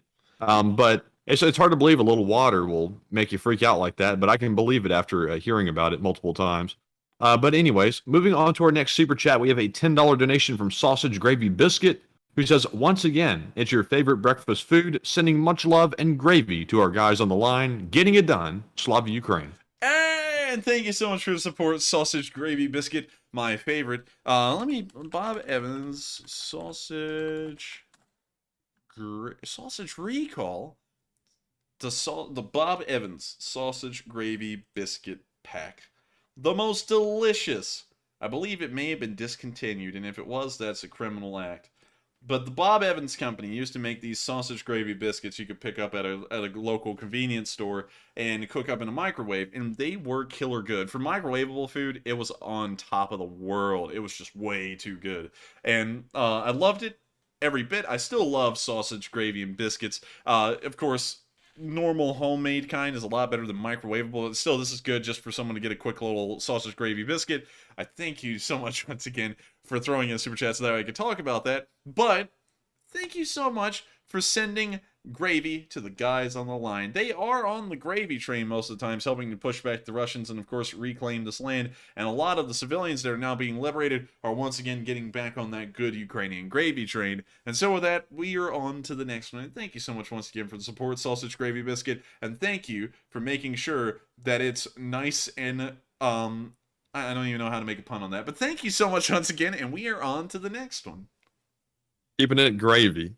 But anyways, up next, we have a $7 super chat from Carniv Talonhawk once more, who says, Enforcer, I have, as I said, lost teeth, and had my jaw broken. Been kicked half to death by the guy hitting his girl. Better me than her. Again, would do it again.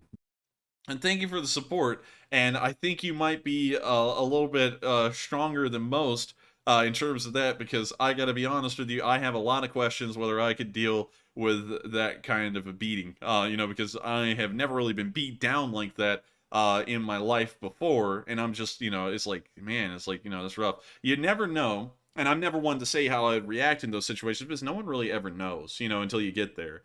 Because some people, that go over to war, like if you read excerpts from soldiers in the First World War, a lot of the loudest talking, bravest sounding guys usually ended up being the largest cowards once they hit the front lines. And the ones that really didn't want to be there, they ended up being the bravest, most heroic and valiant soldiers there were. So that's why I never really want to say how I would react, because it's like, what if one day it came to it? What if I sat there and said, oh, if I was a Ukrainian soldier, I would have hopped up in the middle of gunfire and just started firing 2 machine guns at the Russians. What if I got there? Or I was in a situation like that in the future, and then you just huddle up in a ball. That's why I never really answer on those, because it's like, I don't really know if I would react well or poorly, but I still got to give it credit to you. You did stand up, and you did, it sounds like, literally take the hits, and I bet you that she probably was very appreciative of you helping out in that situation. And so with that, we are on to the next one, and thank you once again for the support and also sharing a little bit of your story once again. All right, and we have 21 more super chats to go. And up next, we have a $5 donation from Uber Khan, who says, "Can we get a T-shirt with "Makes me want to get craps" written on it?" Yeah, I think we could. It's not really Ukrainian imagery, so Maddie, we may want to start working on something like that here in the future. And so with that, we are on to the next one. And thank you once again for the support, and also a pretty interesting merch idea. And so with that, on to the next one, and thank you once again. And up next, we have a $5 super chat from Sean Mackey, who says, "What are your thoughts about the Russian strange attempt to frame the Sevastopol drone attack as against wheat shipments?" It's kind of odd, considering that the Russian ships that were at port were not being used to protect these convoys. The best way to protect these convoys, believe it or not, is for the Russian fleet to not be there. That's right, guys. If you don't send a hostile fleet in a war to go defend ships that otherwise would not be under any threat of attack whatsoever, they will be okay, like the rest of the open sea. And that's what I don't get with the whole Russian messaging here, is because they're acting like their fleet, which beforehand was attacking some of these merchant ships at the onset of the war and also blocking them from making it to these ports, were somehow protecting them now. And now that the Ukrainians were attacking those ships, they in turn were attacking the supply shipments as well, which is just not the case.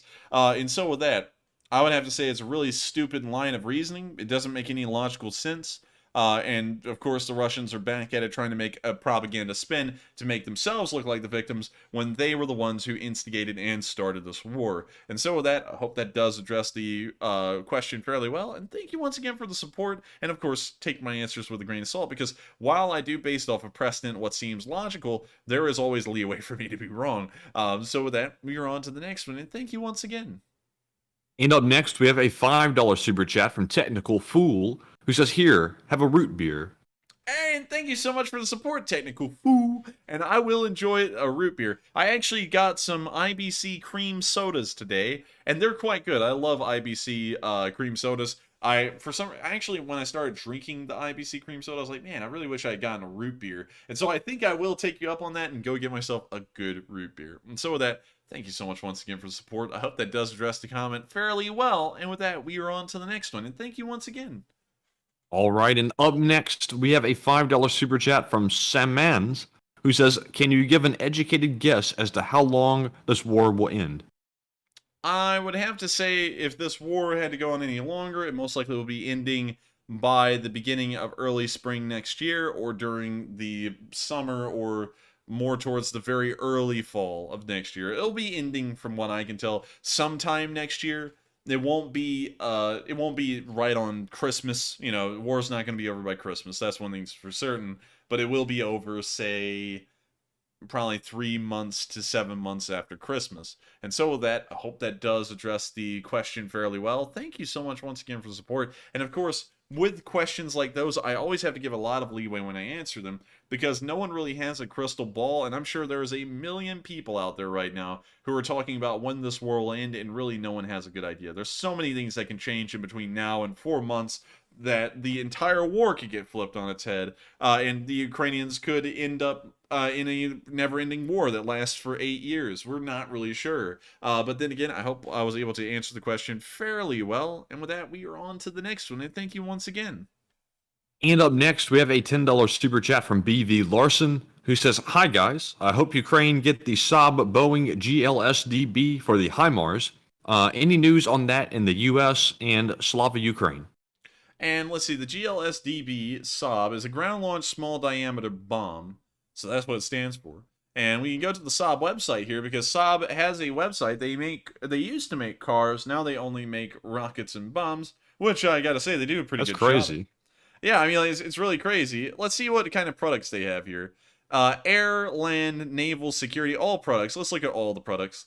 Let's see here. That's weird to call like a jet, like a product, like you're just gonna buy some like chips or something. Let me see what kind of products they have. Yeah, defense industries are kind of a little weird with that, because you'll see them sit there and talk about a gun, you know, like a rifle. And we all know what a rifle's for in terms of war. It's for shooting someone. And then they'll sit there and say something like, yes, this is used to deter enemy forces as a form of suppressant. And it's like, why are we using all the fancy terms? It's used to shoot someone. You know, it's like, I don't understand why the defense industry is like that, and I don't understand why people act like if you cover things up with frou-frou words that just get the same point across, but really eloquently, it changes the meaning of what they do. But anyways, let's look at this: aerial target, airborne computer systems, aerial firefighting. Oh, they make some firefighting stuff. Airframe assemblies and integrated systems, aircraft support. So they got tech support. They got airport vehicle tracking. Interesting. They have a whole load of stuff. They have AT-4s. They got the Arthur. They've got this kind of torpedo-looking object. Barracuda Camosphere, breakaway system, Arctic camouflage netting. I mean, good lord, they make a lot of stuff. Jeez. Good lord, it just keeps on going forever. Oh my gosh, when does it end? When did they not make anything? Oh my lord. No wonder they stopped making cars. They're like tied up making everything else. Yeah, and finally we get to the Gripen. You would think that this is the first thing they would put down. A Gripen C and an E series. Was it like a Mercedes car? Yeah, you know, you can get the base model, or you can get the one with the air conditioning. Which one would you prefer? Wow.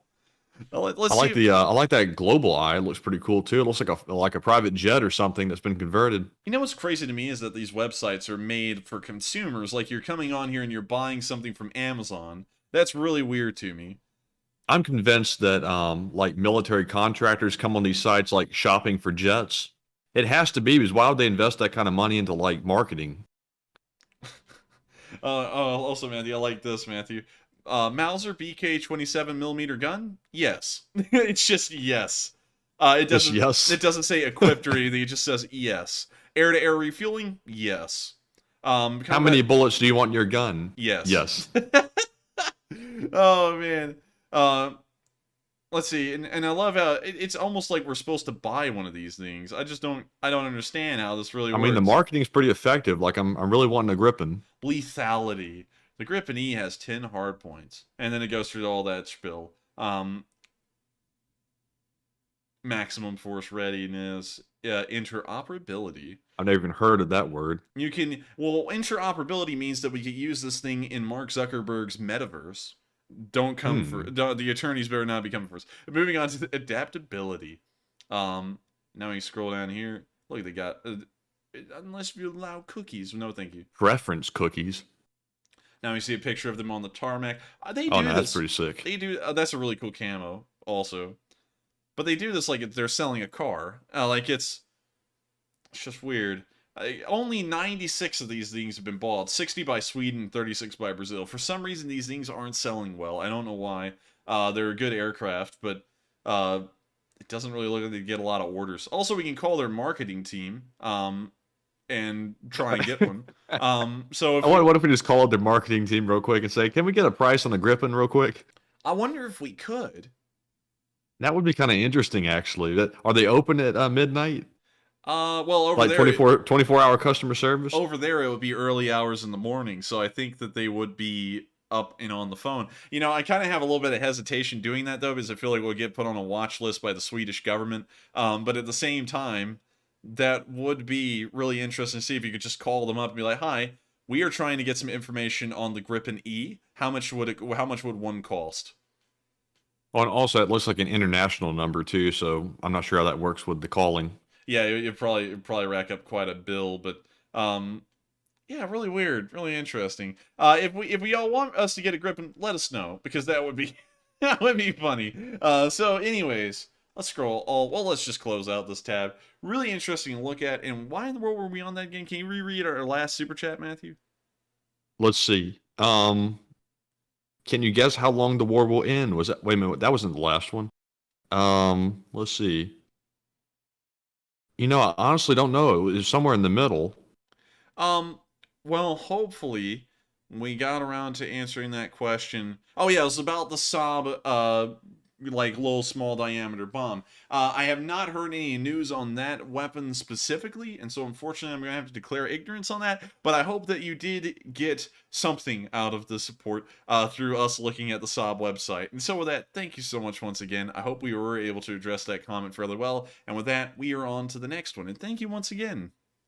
All right. And up next, we have a $5 super chat from Montern, who says, when captured, begin with name, rank, and number. Tell non-critical information to stay alive. When you finally break, the information is old. And thank you for the support. And also, Montern, that sounds like a pretty decent idea.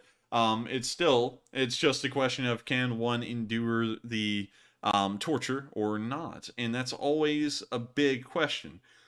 Because one might not really endure it all too well. It really depends on person to person. And so with that, thank you once again for support. Still a pretty good way to go about it, though, it sounds like. And with that, we are on to the next one. And thank you once again for the support. All right. And up next, we have a $5 super chat from Toady Beck, once again, who says, for clarification, Mordor is where orcs come from. Duh. And thank you for the support. And sadly, I don't know a lot about fantasy. Never really was into that growing up as a kid. But I kind of caught on a little bit, but not all too much. So thank you so much for clarifying that. I hope we were able to address that comment fairly well. And with that, we are on to the next one. And thank you once again. All right. And up next, we have a $5 super chat from Putin will hang in the middle of the Kremlin, who says, chat question. I'm sure you'll come up with a great answer. And I'm sure you will. And the chat question is sponsored by Putin will hang in the middle of the Kremlin. And it goes to Super Action General, who says, how many of the returned POWs actually returned to frontline duty or rear guard? I believe that Ukrainian units... can you reread that one again real quick, just to make sure I got it right? Yes. Super Action General said, how many of the returned POWs actually returned to frontline duty or rear guard? I believe none of them do. I think that once they're returned from their, I guess you could say, captivity as a prisoner of war, I don't think any of them return to the front lines unless if they volunteer to do so. And then that depends on a person-by-person basis. And so with that, I think that's the best information we have. We don't have any hardcore information on anything about what happens to prisoners of war once they're returned. And so with that, thank you so much once again for the support. Well, actually for the question, and thank you so much for sponsoring that live chat. And I hope we were able to answer that question fairly well, but we don't have a lot of concrete information on that specific topic. And so with that, we are on to the next one. And thank you once again for a really interesting question. All right. And up next, we have a $5 super chat from Honey Bee Care, who says, Ukraine may be solving the grain problem, sinking the Black Sea fleet. WO fleet orcs can't stop the shipments. What do you think? I think that the Russian Navy could stop the shipments because, once again, the Ukrainians have no navy. Those merchant ships rely entirely on the goodwill of all sides to pass through the Black Sea. And so if the Russians decided to, they could destroy these merchant ships really without a fight, unless if the Ukrainians caught them off guard with another kamikaze boat, hit them, and then the ships, of course, went down. So that is my kind of like interpretation of that situation at the moment, not to make that rhyme, but I hope that does address the question fairly well. And while the Black Sea Fleet has been crippled heavily, they still have enough ships with enough firepower that they could sink merchant vessels if need be. And so with that, I hope that does answer the question fairly well. And thank you so much once again for the support, and we are on to the next one. And thank you once again. And up next, we have a $5 super chat from the House of Wyvern, who says, fun fact, Nottingham, Birmingham, etc., the ham is pronounced in the UK due to how we pronounce our cities and towns in Old Saxon, Viking, Celtic, etc. And thank you so much for the support. And also, I hate to tell you, but it's not actually Birmingham that is your city. It's actually England. I don't know if you ever got the memo, but England is your city. Please get that right. No, I'm just kidding with you. But thank you so much for sharing that with us. And interestingly enough, man, you can actually map who owned what and where based off of town names because they have a lot of heavy influence off of the people that occupied those areas. Let me see if I can find a map for that. And also, Enforcer, we do have about 20 more super chats to go. Well, then we are sadly not going to have time to do that, but I thank you so much once again for the support, and also clarifying that for us. So from now on, instead of calling it Birmingham, like it is here in America, we'll call it Birmingham, because apparently that is right. And so with that, we are on to the next one, and thank you so much once again for the support. All right, and up next, we have a $10 super chat from TJS, who says, I think we have an idea for the next fundraiser. Grippin', anyone? Oh, by the way, I've been following since day 10. Good grief. LSA groupie from Connecticut, Hartford stinks. And thank you so much for the support. Apparently you have a beef against Hartford, Connecticut. Let's drop down there and take a look at this town.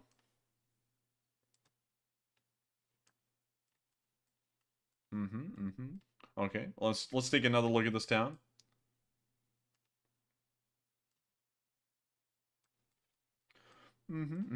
I mean, honestly, it doesn't look that bad. But, you know, you're from there, and I think I've heard a lot of bad things about Hartford as well. Although I can't really remember them off the top of my head. I have heard a lot of people saying that Hartford is crime-ridden, and it's a terrible place to live. And I think I remember them saying that.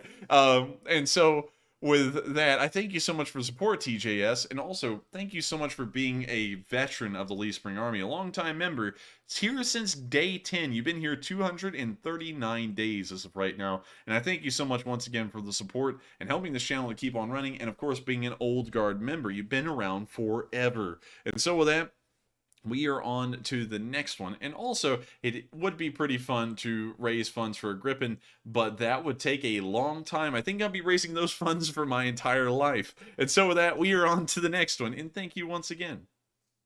All right. And up next, we have a $5 super chat from Little Jam. Sadly, I can't read your whole name. Who says, great job on the stream tonight, you two. Question, do you guys ever attend the NASCAR races at Talladega and have run into Ricky Bobby of Slava, Ukraine? And thank you so much for the support. And we have not gone to a race at the Talladega Speedway, which you can see right here. You can actually see the Talladega Speedway from space. That's how big it is. In fact, it looks like it's almost as big as downtown Birmingham, almost half of it. Yeah, that's actually pretty freaking big. Goodness. But anyways, we have not been there to see a race, although I've heard that it's pretty interesting to see. So I hope that answers that part of the question, and also I have never met a race car driver because of that, but I have been to the Talladega Marksmanship Range, which is just like a mile or two down the road. And so with that, I hope that does address the question fairly well, and thank you so much once again for the support and helping this channel to keep on running, and also asking us a question about our home state of Alabama. And with that, we are on to the next one, and thank you once again. And up next, big shout out to Junebug72 for putting in a $4 donation, but without a comment. And Junebug, thank you very much for being a longtime channel viewer and for the support once more. We also have a $5 super chat once more from the House of Wyvern, who says, I play pipes and I got to Scott's way. Hey, how well do you play? It's my dream to get good on Great Highlands, but it's so damn hard and wrapped in tradition.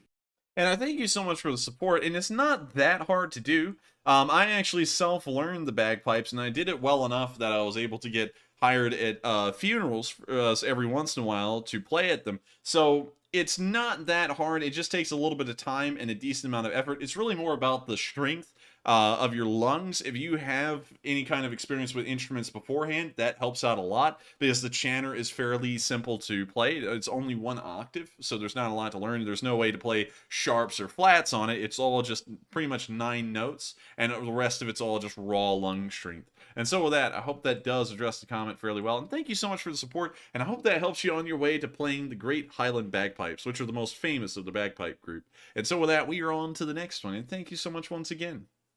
And up next, we have a $5 super chat from Larry Butler, who says, General, go down to Saab and get some groceries. And I will. And thank you so much for the support, and we will be eyeballing the Grippins from here forward. Maybe they'll drop in price. And with that, we are on to the next one, and thank you once again. And next up, a big shout out to Roadrunner for putting in a $3 super chat, but without a comment. Thank you very much, Roadrunner. We do appreciate it very much, and please give our greetings to Wile E. Coyote as well. And I hope Acme is going good for him. But anyways, up next we have a $4 super chat from Karn of Talonhawk, who says this is another little donation for all the LSA that can't. Slav Ukraine from this Aussie pensioner that had a good week. Oh, and I thank you for the support. Of course, it helps us a lot. But once again, if you are financially stretched, please, I beg of you, you make me feel bad. Don't support the channel. We are fine. I promise you. We enjoy everyone's support, but I never want to make anyone get in a bad spot or a bad stretch because of this channel. But with that, I thank you so much once again for the support. And with that, we are on to the next one. And we have many more from Karn of Talonhawk. The next one is a $4 donation who says, okay, last one. I really can't afford this. For my dad, take care of your vets. They fight for you. And Zach's rule. And thank you for the support again. Of course, it does mean a lot to us and helps us to keep this channel running. And thank you so much for the interesting little tidbit there. But once again, you're making me feel bad. And so with that, we are on to the next one. But thank you so much once again for the support. And up next, we have another $3 super chat from, Karn of Talonhawk, who says, just me, or do those drone boats look like they are shaped to direct a blast forward? To me, it honestly looks like they're made out of a canoe. I don't know if it's just me, but they look like that. Like, you look at that, man. It's almost like it's a canoe that they put, like, a fiberglass top on. Yeah, it looks, to me, pretty custom, like the whole thing. Yeah, it kind of does. And so I kind of see it, kind of not. It looks like these things may be like some kind of a pressure plate, where if they get enough force put onto them, that's what activates the charges inside. So it's kind of like, I guess you could say, force activated, probably by a lot of force. And so with that, I hope that does address the question fairly well. And thank you so much once again for support and helping to keep this channel running. And with that, we are on to the next one. And up next, we have yet another super chat from Karn of Talonhawk, who puts in a $15 donation this time, and says, to all of those that grew up scared like me, as soon as you stand, and even if you fall, it gives you the strength to stand again. Not the size of the dog in the fight, but the size of the fight in the dog. And thank you for the support, Karn of Talonhawk, and also, pretty good words to live by. It's not about the dog. It's not about the size of the dog. It's more about the fight in the dog. It was the size of the fight in the dog. That's the Mike Tyson thing. He wouldn't know. And so with that, I thank you so much once again for the support. Mike Tyson almost came out right there, but we're going to keep it under wraps because about half of everyone complains about it, sadly, although I like doing it. And so with that, thank you so much once again, Carniv. I hope we addressed that fairly well. And thank you so much for helping this channel to keep on running. And so with that, we are on to the next one. And thank you once again. All right, and up next, we have a $3 super chat from Matty Matt. He says, Enforcer Matt, new anthem sounds good. Don't know what you all think, but running it at 1.2 times speed really ups the tempo. Great work, guys. And thank you for the support. I would talk a little bit quicker if I could, but I already talk incredibly fast enough just trying to get out all the information in 3.5 hours. So I hope it does help. I hope it is nice to watch. And thank you so much for the support and helping this channel to keep on running so that way there are more streams to watch at 1.25 times speed. And so with that, we are on to the next one. And thank you so much once again. All right, and up next, we have a $3 super chat from Karn of Talonhawk once again, who says, had to do this. You guys are great. Just got to know my 22-year-old daughter. Would gladly introduce both of you to her. I know you hate compliments. And thank you for the support. We're not a big fan of compliments. Of course, I've learned to accept them, although my entire life I've never been one to receive compliments. You know, when people are like, oh, blah blah blah or whatever, I'd be like, oh, I was like, nah, not really. But still, thank you so much for the support. And thank you so much for the offer as well. That's very nice of you. And so with that, we are on to the next one, and I hope we address that one fairly well. All right, and we have another one from Carnival. Excuse me, I'm having a really bad problem with a cough tonight. We have another one from Carnival Talonhawk who says Russia's permanent spot should be removed from the UN. Things have changed, and they are using that spot to destabilize the world, and rules can be changed. And I thank you for the support, but sadly, if the UN wanted to remain intact as the UN, they could not do that. There's no way to remove Russia from the UN Security Council, because the only way that can be done is with the approval of all 5 members of the Security Council, and Russia will always veto it. But I do entirely agree with you that they should lose all of their positions in the United Nations, and honestly, they ought to just rewrite the charter and not include them in it, and any other countries that also do not want to be a member of the new charter. And so with that, I hope that does address the comment fairly well, and thank you so much once again for the support. And with that, we are on to the next one. All right, and up next, we have a $2 super chat from StrayCat241 who says, thoughts for the people in South Korea. Also, thank you once again for the support, and I would say thoughts to them as well. 151 people dying in a human crush is an incredibly large amount, and it's, if you've ever seen a video of a human crush occurring, there's one that occurred in Britain, I believe in the 80s. They are very horrendous to see. They've happened a decent amount in history before. It's pretty much a human stampede running you over until you die.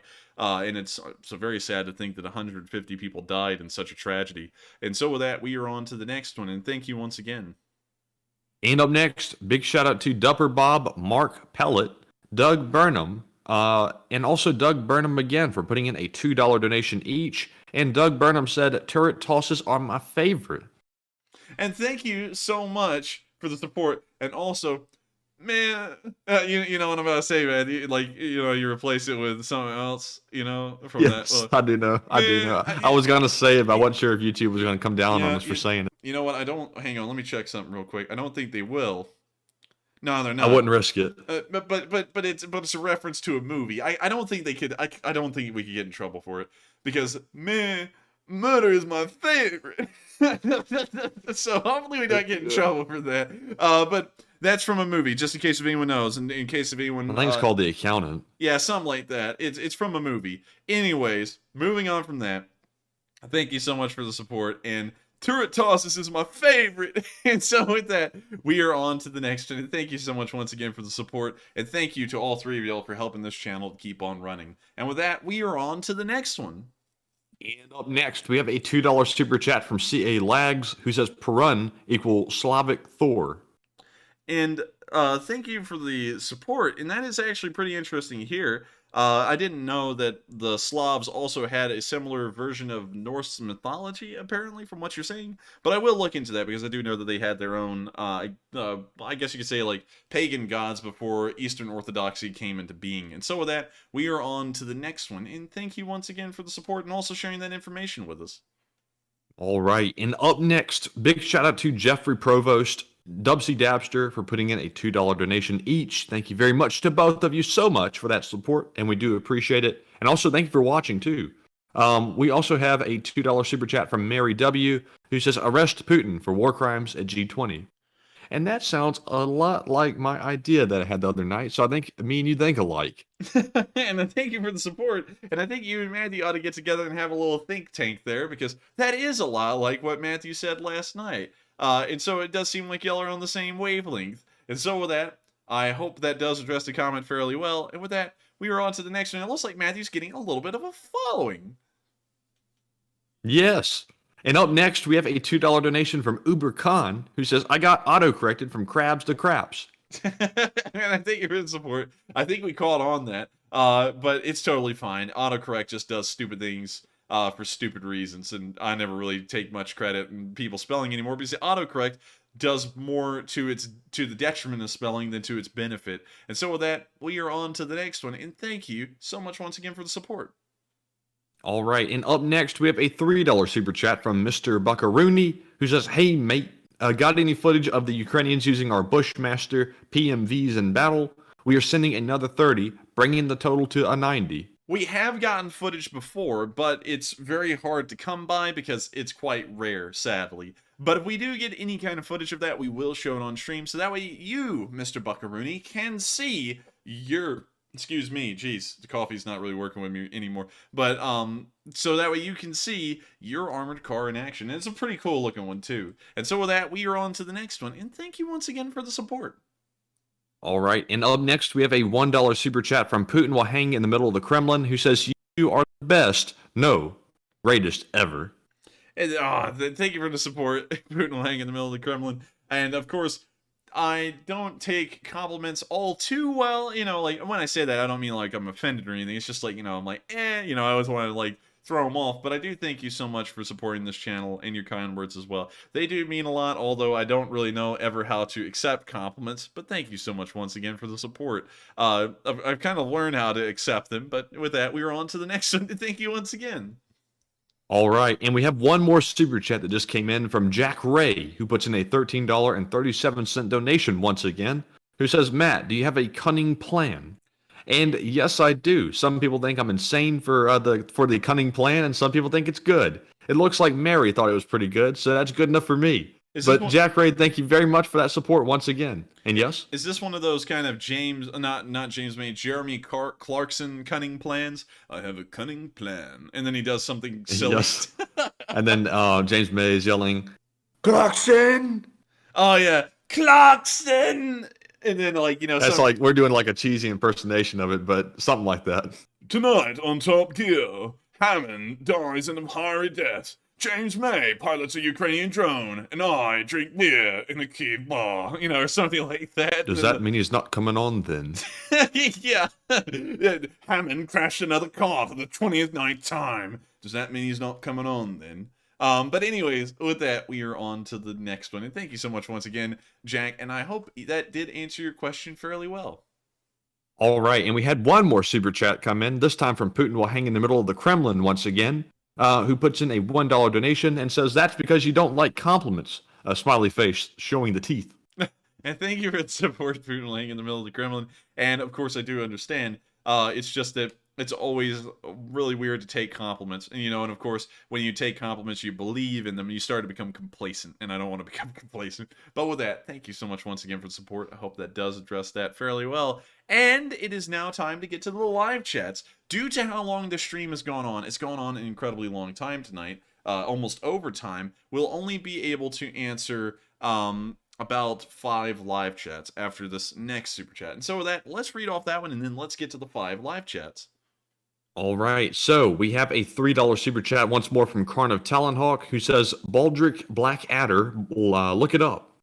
And thank you for the support, Carniv. Sadly, I won't be able to pull it up right now due to time reasons, but I will try and pull it up after stream and take a look at it. And so with that, thank you so much for the support and also helping this channel to keep on going. And with that, we are on to the live chats. And so with that, what do we got? All right, and before we get to that live chat once again, real quick on the poll, do you think Saab makes a good jet? In reference to the Gripen, primarily. 82% said yes, and 18% said no. So overall, Saab gets a good rating, so that's good to hear. But we're moving on to our live chat questions, and first up, we have the Morse code. And there was only one decoder tonight, and it's Draconia, the newcomer, who says, the code says the Russians are seeing the brilliant bomb/light at Sevastopol beach. And they are. And I hope they enjoyed the nice sun rising over that beautiful beach way early before the sun should be rising. And so with that, I hope that does address that fairly well. And ding-a-ding-a-ding, you did get it correct. And thank you for deciphering the Morse code. It looks like most of our deciphers are on holiday today, but hopefully they will be joining you quite soon again. And so with that, we are on to the next one. And thank you once again. All right, and up next, we have a question from Anthony Lucier, who says, do you think NATO war strategists are helping Ukraine? I absolutely think so. Oh, they certainly are. They're already helping them with satellite footage since the very beginning of the war, and so I feel like it would most likely be a logical step to help them out in other avenues as well. And I think that may be a reason why they have a decent amount of success currently in the war, is due to NATO analysts helping them and also providing them with training and information on how to properly implement Western doctrine. And so with that, I hope that does answer the question fairly well, and we are on to the next one. And up next, we have a question from Taylor McLean, who says, Enforcer, excuse me, Enforcer, what do you think about the attempt to block Russian assets being transferred to the Ukrainians? I think that is not that grand of an idea. Of course, those assets, if they're frozen for the duration of this war, they will most likely make it back to the Russians at some point, and for that reason, I think it would be better to give it over to the Ukrainians to allow them to recover economically through courtesy of the Russians and their assets that were seized abroad. So I don't really like the idea of not handing them over to the Ukrainians. I would say send them over. And so with that, I hope that does address that question fairly well, and we are on to the second to last one of the night. All right, and this one goes to Damian Weiss, or Weiss, who says, do you think NATO ships escorting Ukrainian grain ships is a good idea? I think it is a fairly decent idea, considering that they probably would not be in Russian waters, even in claimed Crimean Russian waters. I believe that would be a pretty safe bet. It would most likely stop the Russian fleet from messing with them, but at the same time, the Russians could try and make a diplomatic play saying that that's some kind of interference in the war, considering that they're helping these ships get to port and the Russians don't know what's on them. So I'm not really sure. I feel like it would be a good call, but then again, the Russians might try and escalate over that. And so with that, I hope that does answer the question fairly well. And we are on to the final question of the night. And so who is the lucky last person who asked the lucky last question of the night? And that viewer is Justin Norse, who says, what would happen if a kamikaze boat hit a Russian ship and set off a nuke? Well, it would that boat would would be be bad. vaporized. That's pretty much what would happen, is that the boat would And what would a go- nuke be doing on that Russian ship anyway? Well, you know, some of them do carry, I believe, nuclear missiles. I believe that's more so submarines than ships. Yeah, I thought that went on subs. But still, if there was a nuke on a ship for some reason, if it was active, if it was activated, which most likely it wouldn't be, it would cause probably a decent explosion. If it was not activated, it would most likely just spread radioactive contaminants across the entirety of the Black Sea, which wouldn't really be that great either. Or it could just sink to the bottom, and then Russia loses a nuke, and no one really would know where it went. And so with that, I hope that gives all the possible options as to what would happen right there. And with that, we have one last super chat from Carniv real quick. So would you like to cover that one, Matthew? Carniv Talonhawk puts in a $7 donation and says, breaking my bank now, but you need to look into Baldric. Baldric Black Either.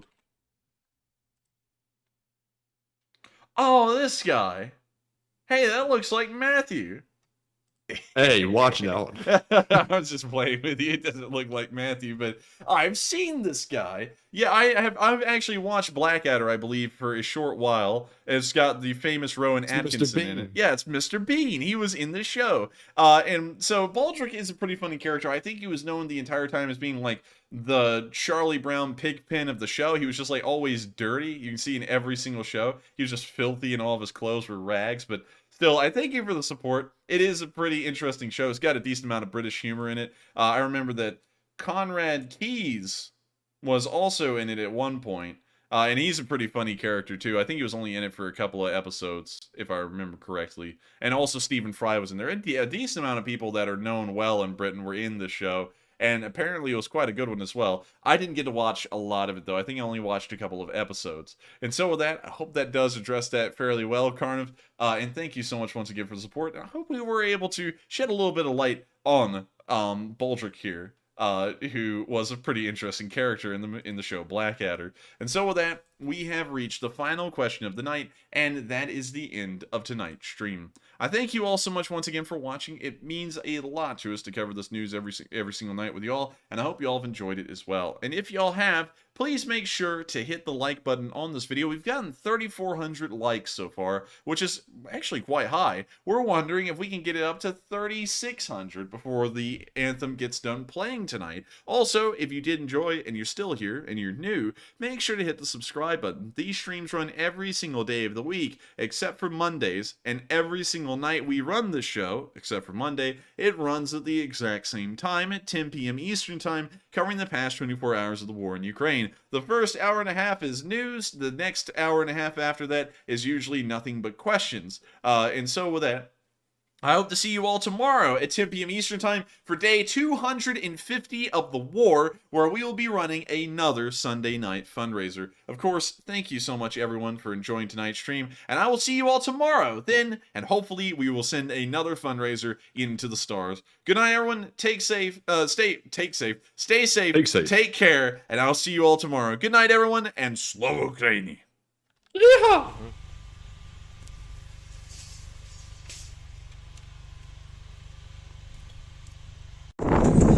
Yes. The Leaf Street Army sends its regards.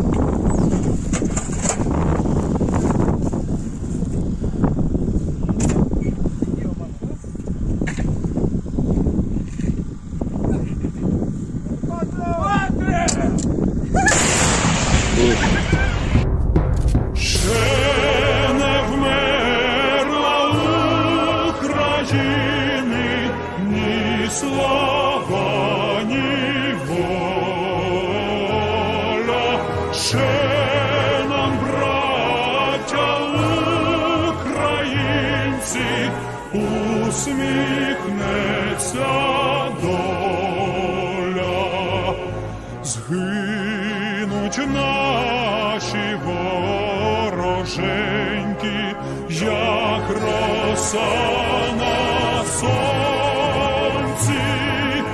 запануємо ми, браття, у своїй сторонці. Душу й тіло ми положим за нашу свободу і покажем, що ми браття козацького роду. Душу й тіло ми положим за нашу свободу.